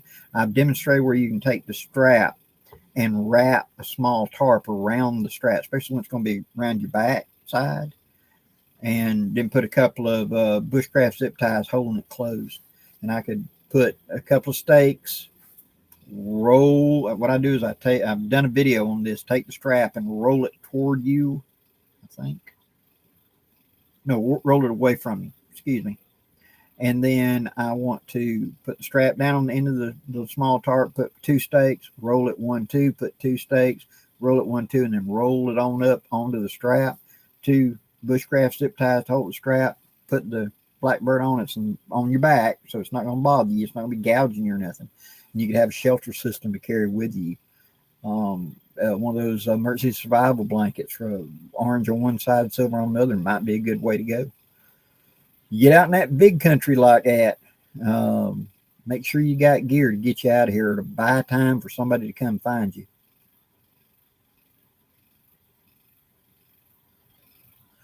April, I did a video a couple of years ago about being quiet and how to walk quietly.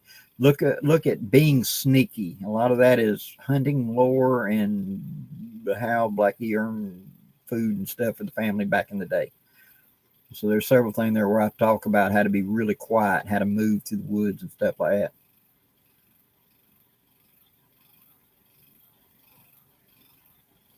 Fernando, glad it helped. Yeah, there's worked great fire starters and quick heats.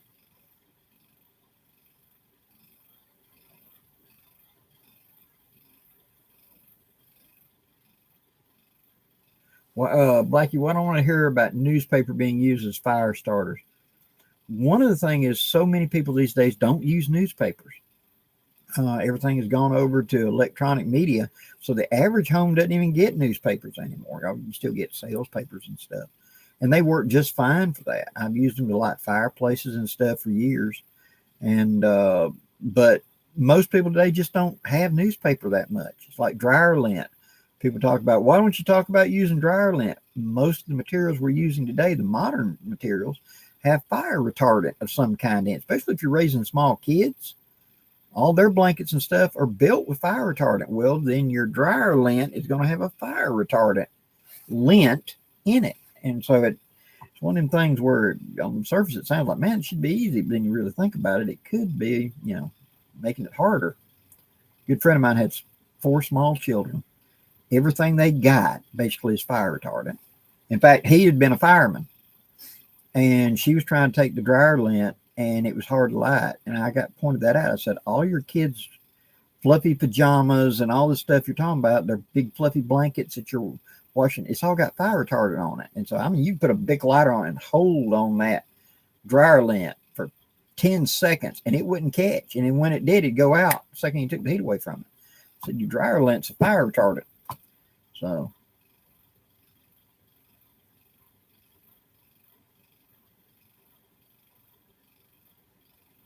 Robert, dry socks, nice campfire, and a good story. Appreciate the time. Glad to do it.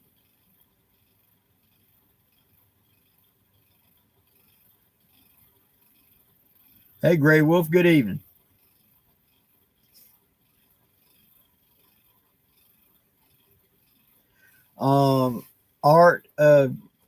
Art by Chels. What I recommend, if you wanted to learn to do your own, here's a real quick down and dirty.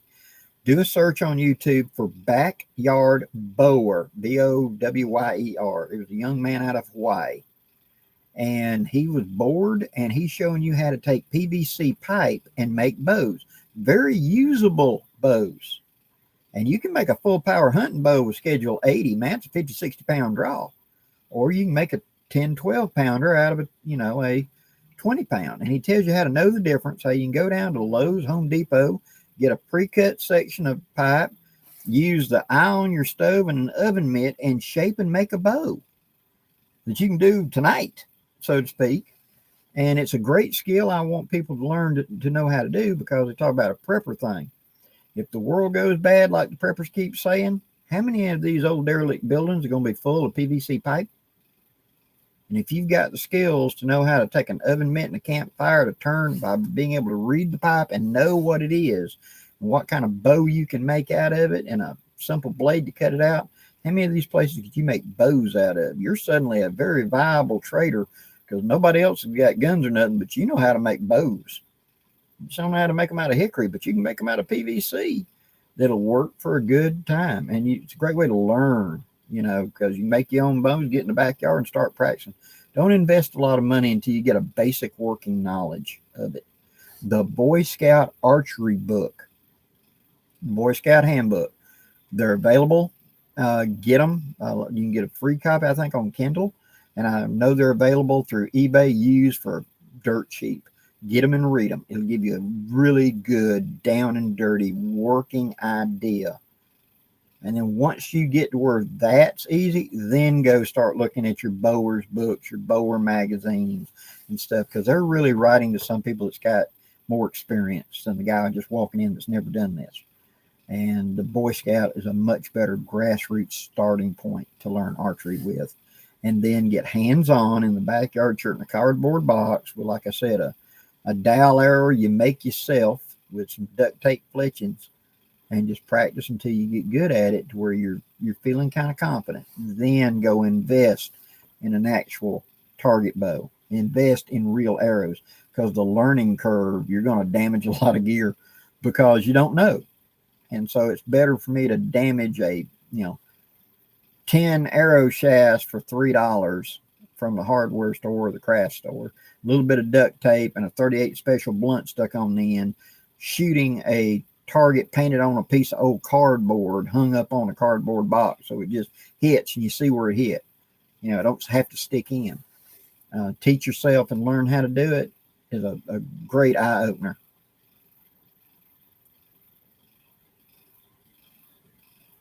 $133 Rip. Yeah, they're good sources of those apartment newspapers and stuff like that. Trade papers and stuff they give away for a fire starter or etc. Great way to do it. Gordon, jute twine is fantastic, being able to fray it out. And it, like I've talked about in videos in cordage, it's also disposable and it's also biodegradable. So if I need to tie something here for whatever reason, and I don't want to damage the tree or damage whatever, but I need to leave it, I ain't coming back, I tie it with jute. It'll rot off the tree in a couple of weeks. And so I ain't got to worry about it. Justin Kuhn, what's he using for strings? He tells you how to get Dyneema or something like that to make the bow strings, and he shows you how to make Flemish strings. So I've made them out of artificial sinew from the craft store before, and for target bows they work fine.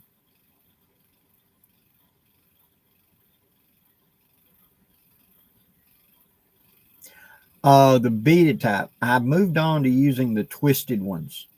Worm Wrangler, the bead with the slider on it that I started using. Once I got to using the twist ones, I kind of left that behind. The twisted ones are just more versatile and easier to work with, and I ain't got to slide it. And I really found it to be much more versatile. And I still have a few in my kit, but those ones I made up in the past that I just haven't wore out yet.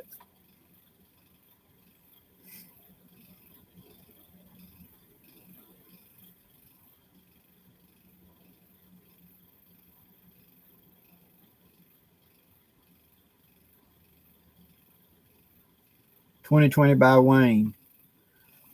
I have thought about that, honestly. I have thought about rigging up some way to do a campfire and rig up this camera to it, so I could just, like feed it out the window and, have a campfire outside. We can sit around a campfire and talk, but haven't got around to it yet, but we'll see one day.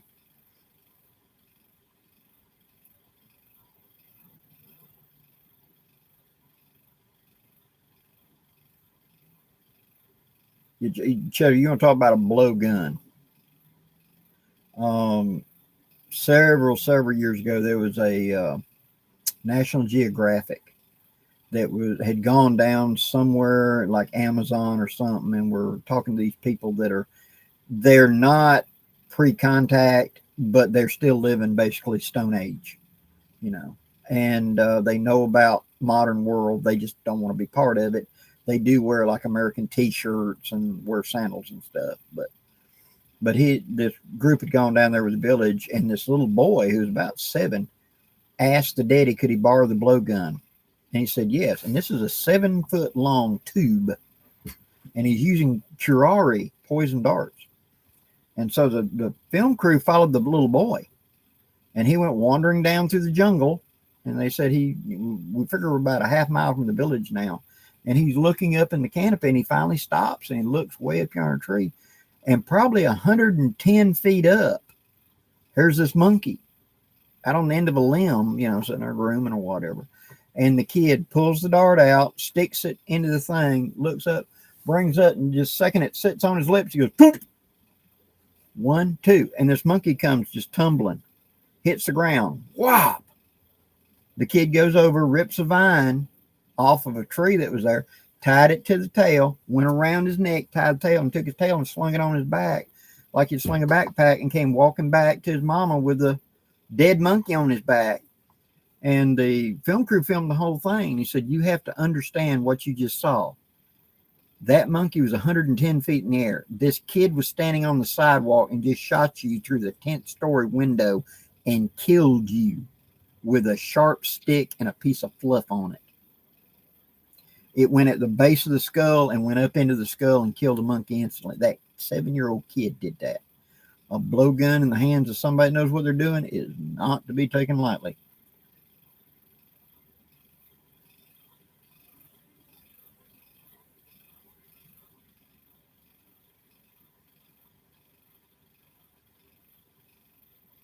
Yeah, Kenneth, exactly. He shows you how to make not just a plain thing, but how to dress them up, antique them.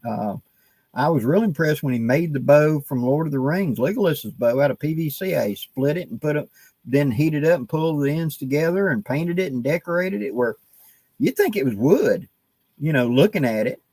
Not necessarily for a survival type deal, but man, I was impressed with the skill of it.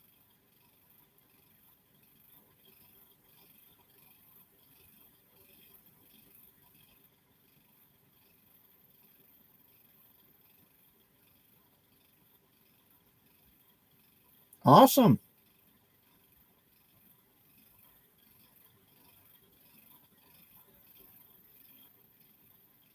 April, yeah. I mean, it was there. We take for granted, we think because we're more technologically advanced, we're automatically, you know, in the early colonization of America, there's a story about one of the early colonies up in New England, and they had matchlock muskets.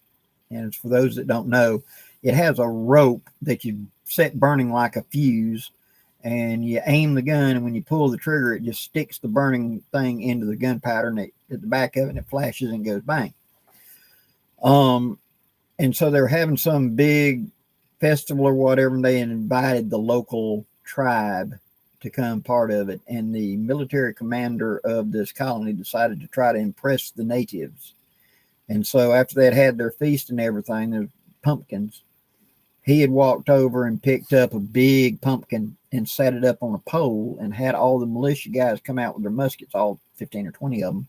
And they all took aim at the muskets, which of course it took them probably 2 minutes to get loaded and get everything set.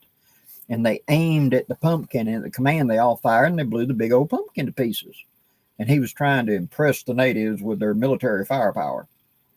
And then the commander picked up the very top piece of the pumpkin that blowed off and walked over and handed it to the chief, and kind of like, see. And the chief realized what was going on. So the chief called for all the boys, the small boys that, you know, kids with their bows. And he walked over and picked up a real small pumpkin. And these 10 or 12 kids were around him. And the command, he went, ha-cha, and threw it straight up in there. And they all snatch fired. And it just pin cushioned like 12 or 14 arrows through it. It hit the ground. He picked it up and walked back and handed it to the guy like, your turn. Them kids with bows will outdo your guys with them guns. So just because we're more advanced don't mean we're not, can't be taken out by some old guy with an old cap and ball revolver.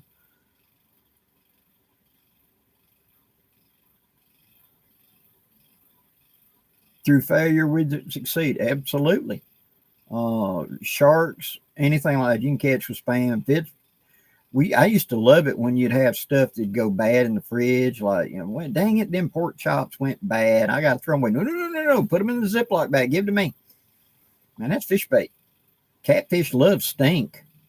If it's a meat eater, it'll come to it. You know, so you're baiting a trap for coons or possums or whatever. They already know our trash, you know, so you bring them to it. And they know what it smells like. So you got that leftover stuff. Garbage was one of my first places I'd go looking for bait. You know, that hamburger, that half a hamburger got thrown away 3 days ago. Yeah, dig that puppy out. That'd be a real good bait to bring something in.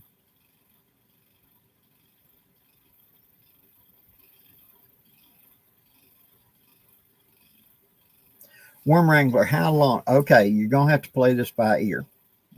Usually, if I want my finished length to be this long, I double it.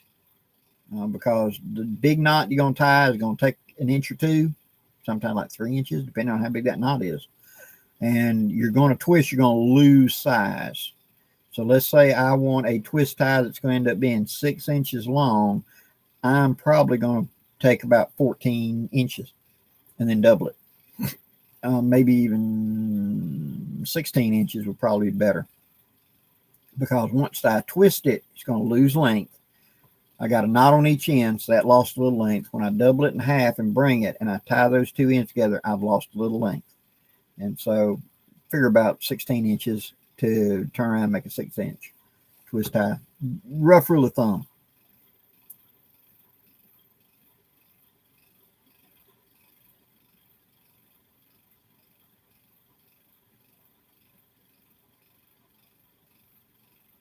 Chuck Miller, Bob Munden was very impressive. I've seen several of his exhibition videos. I never got to meet the man or anything, but the man was just truly impressive. His exhibition shooting and stuff. You know, he did gunsmithing as well, and a Munden tuned Ruger or a Munden tuned actual Colt. It's one of the things where you'd spin it and the cylinder would just be like on ball bearings. It would just spin, you know, and just like you took an air gun. I mean, it was ridiculous. He was a master at his craft. He really was. And then not just Bob Munden. There's that other guy. I can't never remember the guy's name, but he was the bow and arrow guy. You'd see do the tricks where he'd shoot through the wedding rings, and he would throw a target in the air and hit it with an arrow. Those two, you'd see them a lot of times in shooting shows doing demonstrations. NRA for a long time, when they did their TV show, they'd always have a cut in with them for amusement.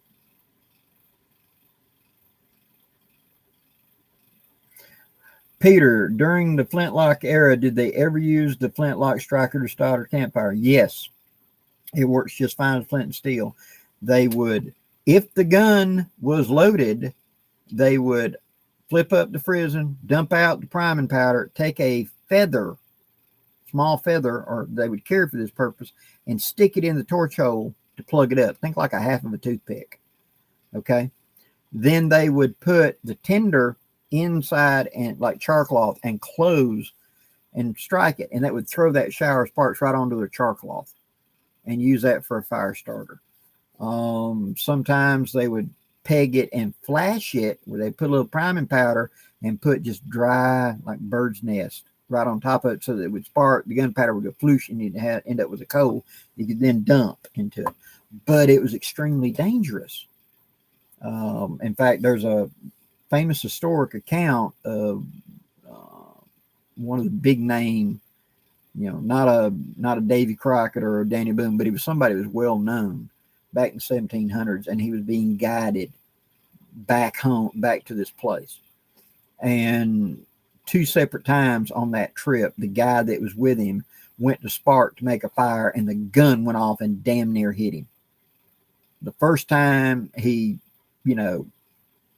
came unglued, threatened the guy, and etc. And then the night before they were supposed to get where they're going, the guy went to spark it, and again it went off, and again the bullet whizzed right by him. The guy just turned around and laid into him. He was convinced the guy was trying to kill him, rather than taking him where he was supposed to be going. And the guy finally, got away from him. But it could be done to use it as a way to start a tinder bundle or something like that. Yeah, Dennis, those for welding sparkers, they'll do pretty good. Jerry Michelet, yeah, man is a master with revolvers. And he's good with shotguns and everything else, too. Yeah.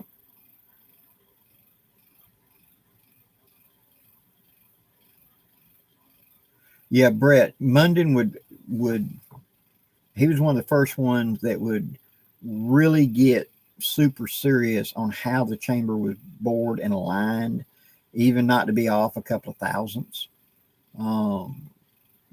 and how the forcing cones were, the cylinder gap, the end shake, every little bitty detail. And I have picked up a Munden tuned Ruger Black Hawk before, and it was like a race car versus a stock Chevy. It was just awesome. I couldn't afford that gun, but he really knew how to bring the most out of a target gun like that.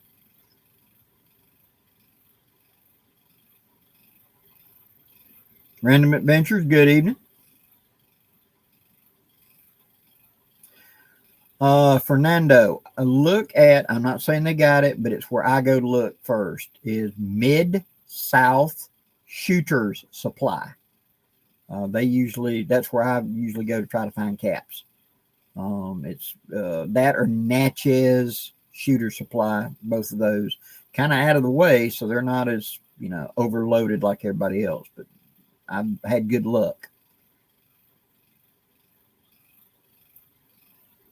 Mr. Mayonnaise, not to my knowledge, but then again, grubs is grubs. If life comes into it. I've eaten earthworms before to prove it could be done, but I hadn't eaten maggots to my knowledge. But just be something to eat. How hungry are you?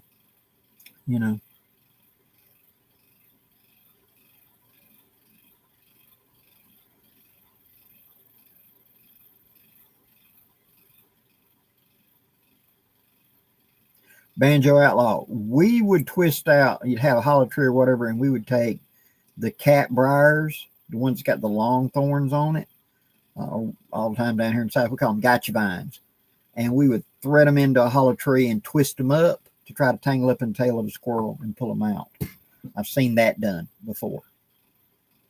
A whole lot of work to get a squirrel, but I've seen it done.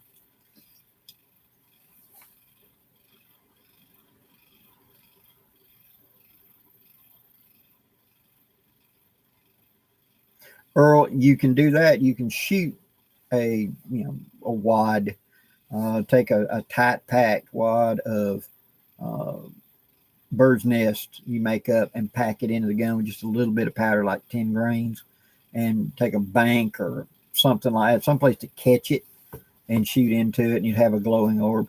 The problem with that is sometimes it just blows it to pieces.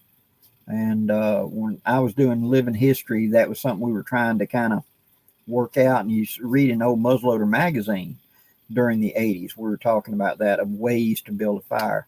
And there was this master in living history that was one of the founders of the American Mountain Men. And he did a thing at rendezvous where it was 100 ways to start a fire.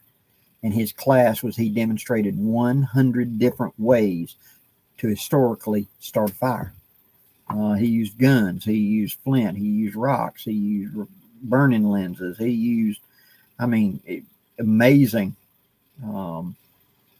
Hawk Brome, that was his name. But yeah, shooting them, that was one of the ways demonstrated. But I remember in an article where he talked about that, it said, but if you put too much powder, it just flows it to pieces, and you don't end up with a core, and too little, and it doesn't do. So it's a technique you got to figure out. You just got to practice it.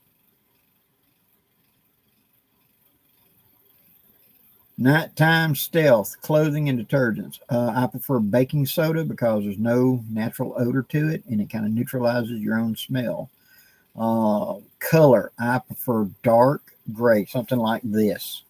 I don't like black. You're darker than dark, and you stand out. I don't like really green because green can stand out, but gray, you blend in better for night time.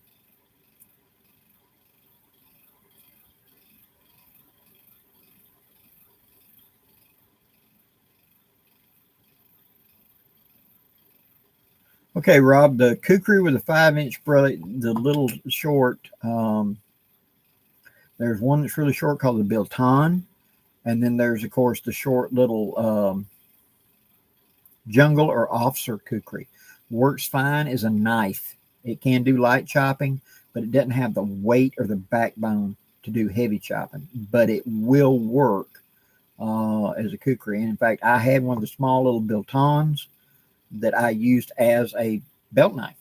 And then I've still got my little short jungle or officer's kukri, and it worked well as a belt knife. It was that knife and that discussion that I did back on my field guide to the kukri back in like 2009 or whatever, that William Collins looked at, and the master woodsman grind came from that, where he was trying to make all those edges of a kukri onto a regular modern knife.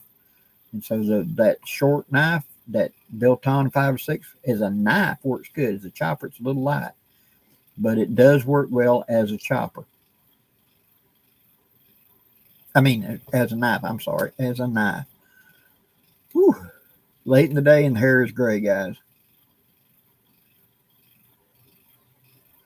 Cheddar, have I ever barked a squirrel? Yes, I did it with the Brown Bess musket, 75 caliber. We were on a woods walk where it was a shoot it to eat it type thing. And I had one that presented himself, and he was laying flat on a limb, and my intention was to hit him. I did not. I hit the limb about that far below him, and the bark blowing off stunned him and took him out. So I barked him.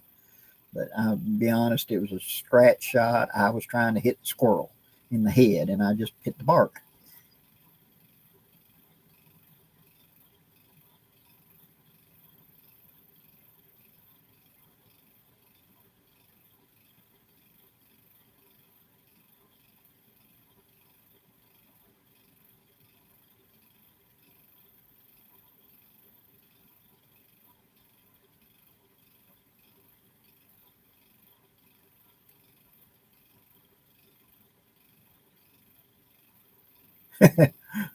Yeah, WW Shadow.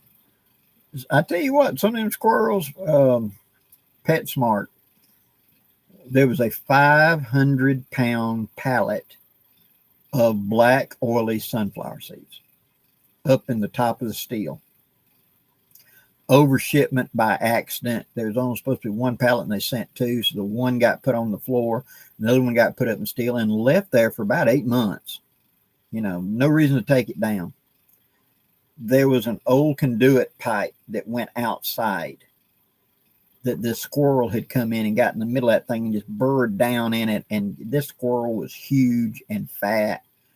And finally, the boss lady went to take that thing down, and that squirrel was like 2.5 pounds. That poor thing had eaten itself, but nobody wanted to grab a hold of that sucker, and he was so fat he couldn't hardly run. He couldn't go hardly back out the hole anymore. So when they went to take it down, he came down with the pallet. They called me and they, "Can you come get this squirrel?" I went, "A squirrel?"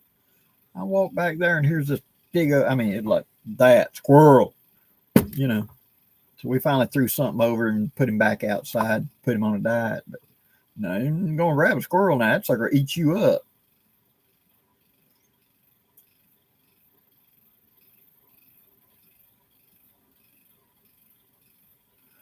Peter, flintlocks were used in both long arms and handguns. The matchlock, actually the hand lock came first, which was just a hole in the barrel and a little place you poured powder, and you'd point in the general direction and you'd take the burning fuse and stick it up there like sticking a match to it. Then they came up with the idea of the cock holding the burning fuse, and I would squeeze a lever and it would lean down by mechanical action. That then went to the wheel lock that you're talking about, which was wound up by a spring and did like a Zippo lighter. When you pulled the trigger, you already put the flint down, the wheel spun, went and made sparks, and it ignited. Very good system. The problem was it took basically a watchmaker to make the thing, and it was just too fragile for the time. The flintlock was the improvement of it, and the flintlock for 400 or 500 years was the dominant. 300 to 400 years was the dominant ignition system of firearms and military and everything else, because it was just more robust, easier to maintain. And although, yes, that fancy wheel lock worked awesome, it was too complex for real field use of the day. They couldn't mass produce it easy. And so the flintlock really outdid it. And the flintlock gave transition into the percussion lock. All they did was originally where the opening had been going in the barrel, they tapped it and screwed in a drum with a nipple sticking up that you put a cap on. And in the jaws, they put an insert in that was a flat hammer to hit it. And then new hammers came around relatively quickly to be what we think of the percussion hammer to hit it. So percussion was kind of like percussion was only around for like as the dominant for like 30 years. Even in the time of the Civil War, they were still using flintlocks a lot of times. And really, they were still making flintlock trade guns for sending into the native areas of Canada in the 1890s. In fact, I have seen reports that in the 1920s, there were companies in England still making flintlock trade guns to send into Africa. So, and like New Guinea and stuff like that. So, we're not that far removed from guys that toted flintlocks.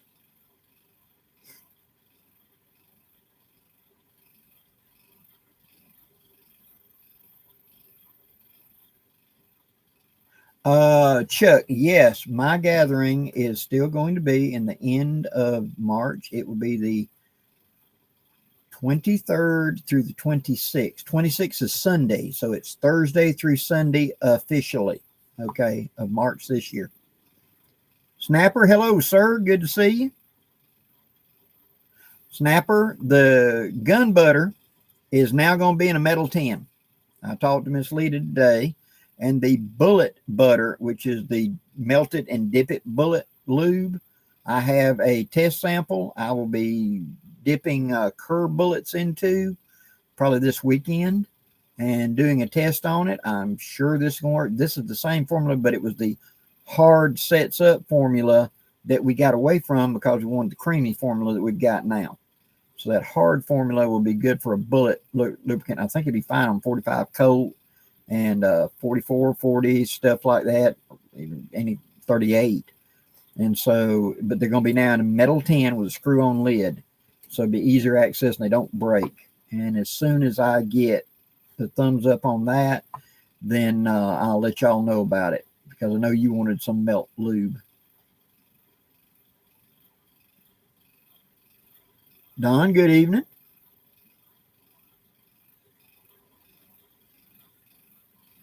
Yeah, Grayville, true. Hudson Bay was still trading them because there's still a lot of places way back yonder in the back country. You know, as long as you had gunpowder and you had a mold and you could reclaim the bullet from the game animal, you could remelt it and make another bullet. You know, a flintlock used a hunk of rock that you could make yourself. All I needed was gunpowder. I could actually make my own gunpowder, but the only trade element I really needed was that. And a lot of the hunters you read about in the way back of Canada and stuff like that, they wouldn't take a chancy shot on a moose or something. They wanted to anchor the animal and make sure the bullet didn't overpenetrate, because they're going to dig that bullet back out and remelt it, make another bullet. So, yeah, we think about, man, why wouldn't they go ahead and get a 303 Brit or something like that? Because there was nobody with reloading capability or powder, and it was a 10-day, canoe journey to get to a trade post. So flintlock was actually better for them.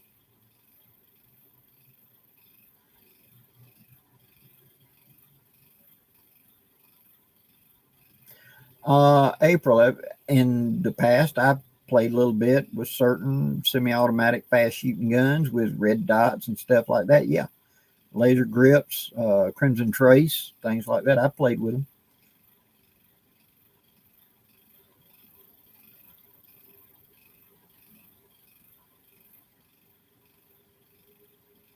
Fantastic. Thanks for doing a review. Hello, Lita.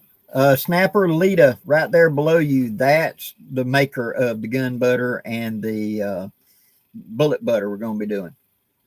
I thought she'd be ghosting in here, listening in. Good night, Washburn Billy.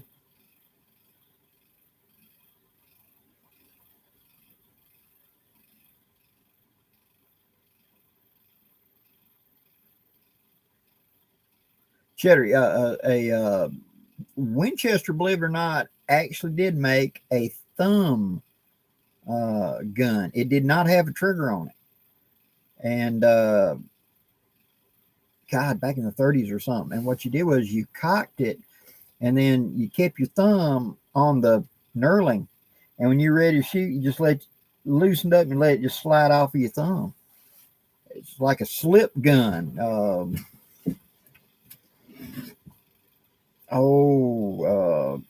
Elmer Keith talked about slip guns, where they'd take the trigger out of their single action army and just grip the gun, pull the trigger back, and then they would put their finger and thumb, and right here would be the hammer. And when they'd push, it would slip and fire. And they got to where they could be as accurate without a trigger as they would be with a trigger. But it was guys that were trying to be, desperados and stuff like that and show off how fast they could shoot. They were just slapping the hammer for a rapid fire and things like that. So, good night, you daddy. Thank you for coming in. Oh, yeah, exactly. It would really suck to have such a gun and try to have fine ammunition.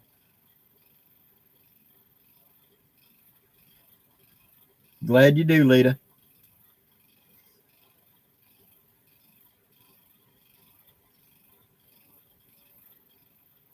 Oh, yeah, Gray Wolf. I've heard stories of stuff like that, of people that would have broke guns or whatever and still would try to hunt with them. Poor people do what they got to do. That's all they got.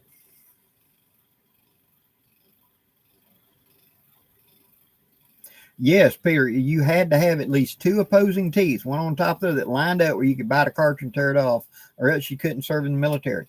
And there were people who were discharged for that because in combat they would get their teeth knocked out. And dentures weren't common yet. And I want to say it was Battle of Chattanooga. There was a man that was put out for that.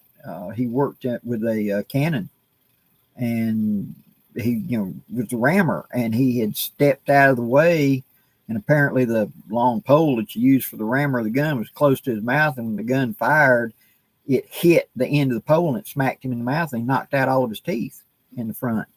And that was it. He didn't have any two teeth that lined up. And even though he was not shooting a musket, he runs a cannon. They put him out of the service because of that. And there's a little soldier song about No Tooth.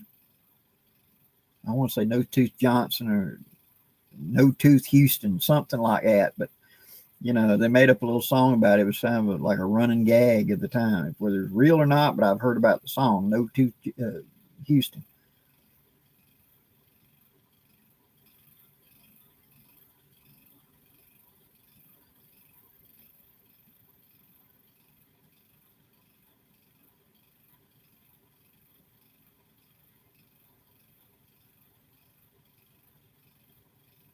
Yeah, Gray Wolf, when I was coming up, the local pawn shop, J.C. Jones Pawn Shop, downtown Enterprise, Alabama, you could come in and buy a single bullet. They had boxes of like 30-06, 38, whatever, and there'd be guys coming, they're poor people, and they wanted to buy 2 bullets, and he'd sell them like 50 cents a piece for bullets.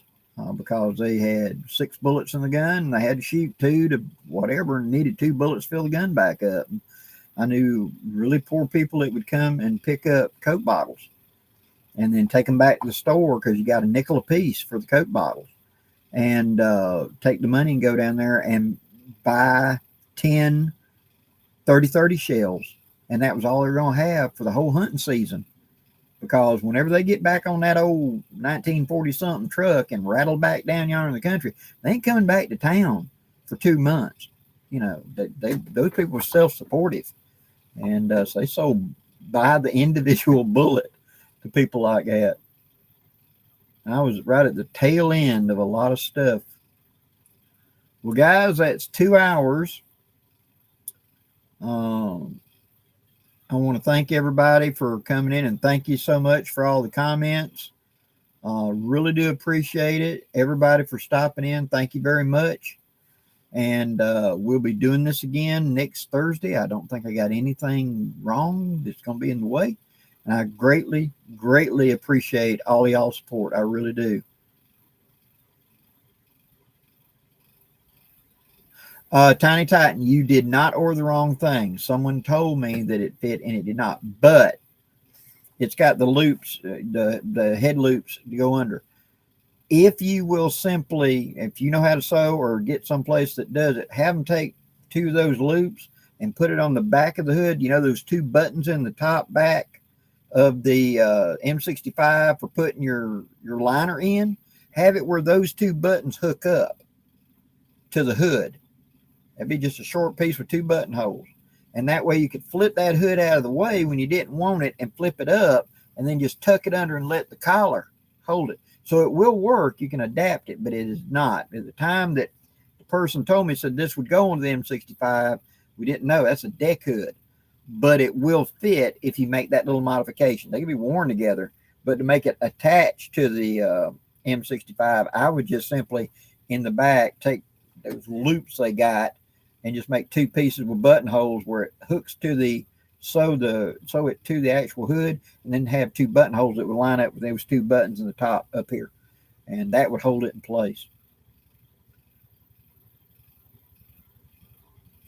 Thanks for everybody tuning in. Y'all have a great night, and I will see you again next week. Stay safe.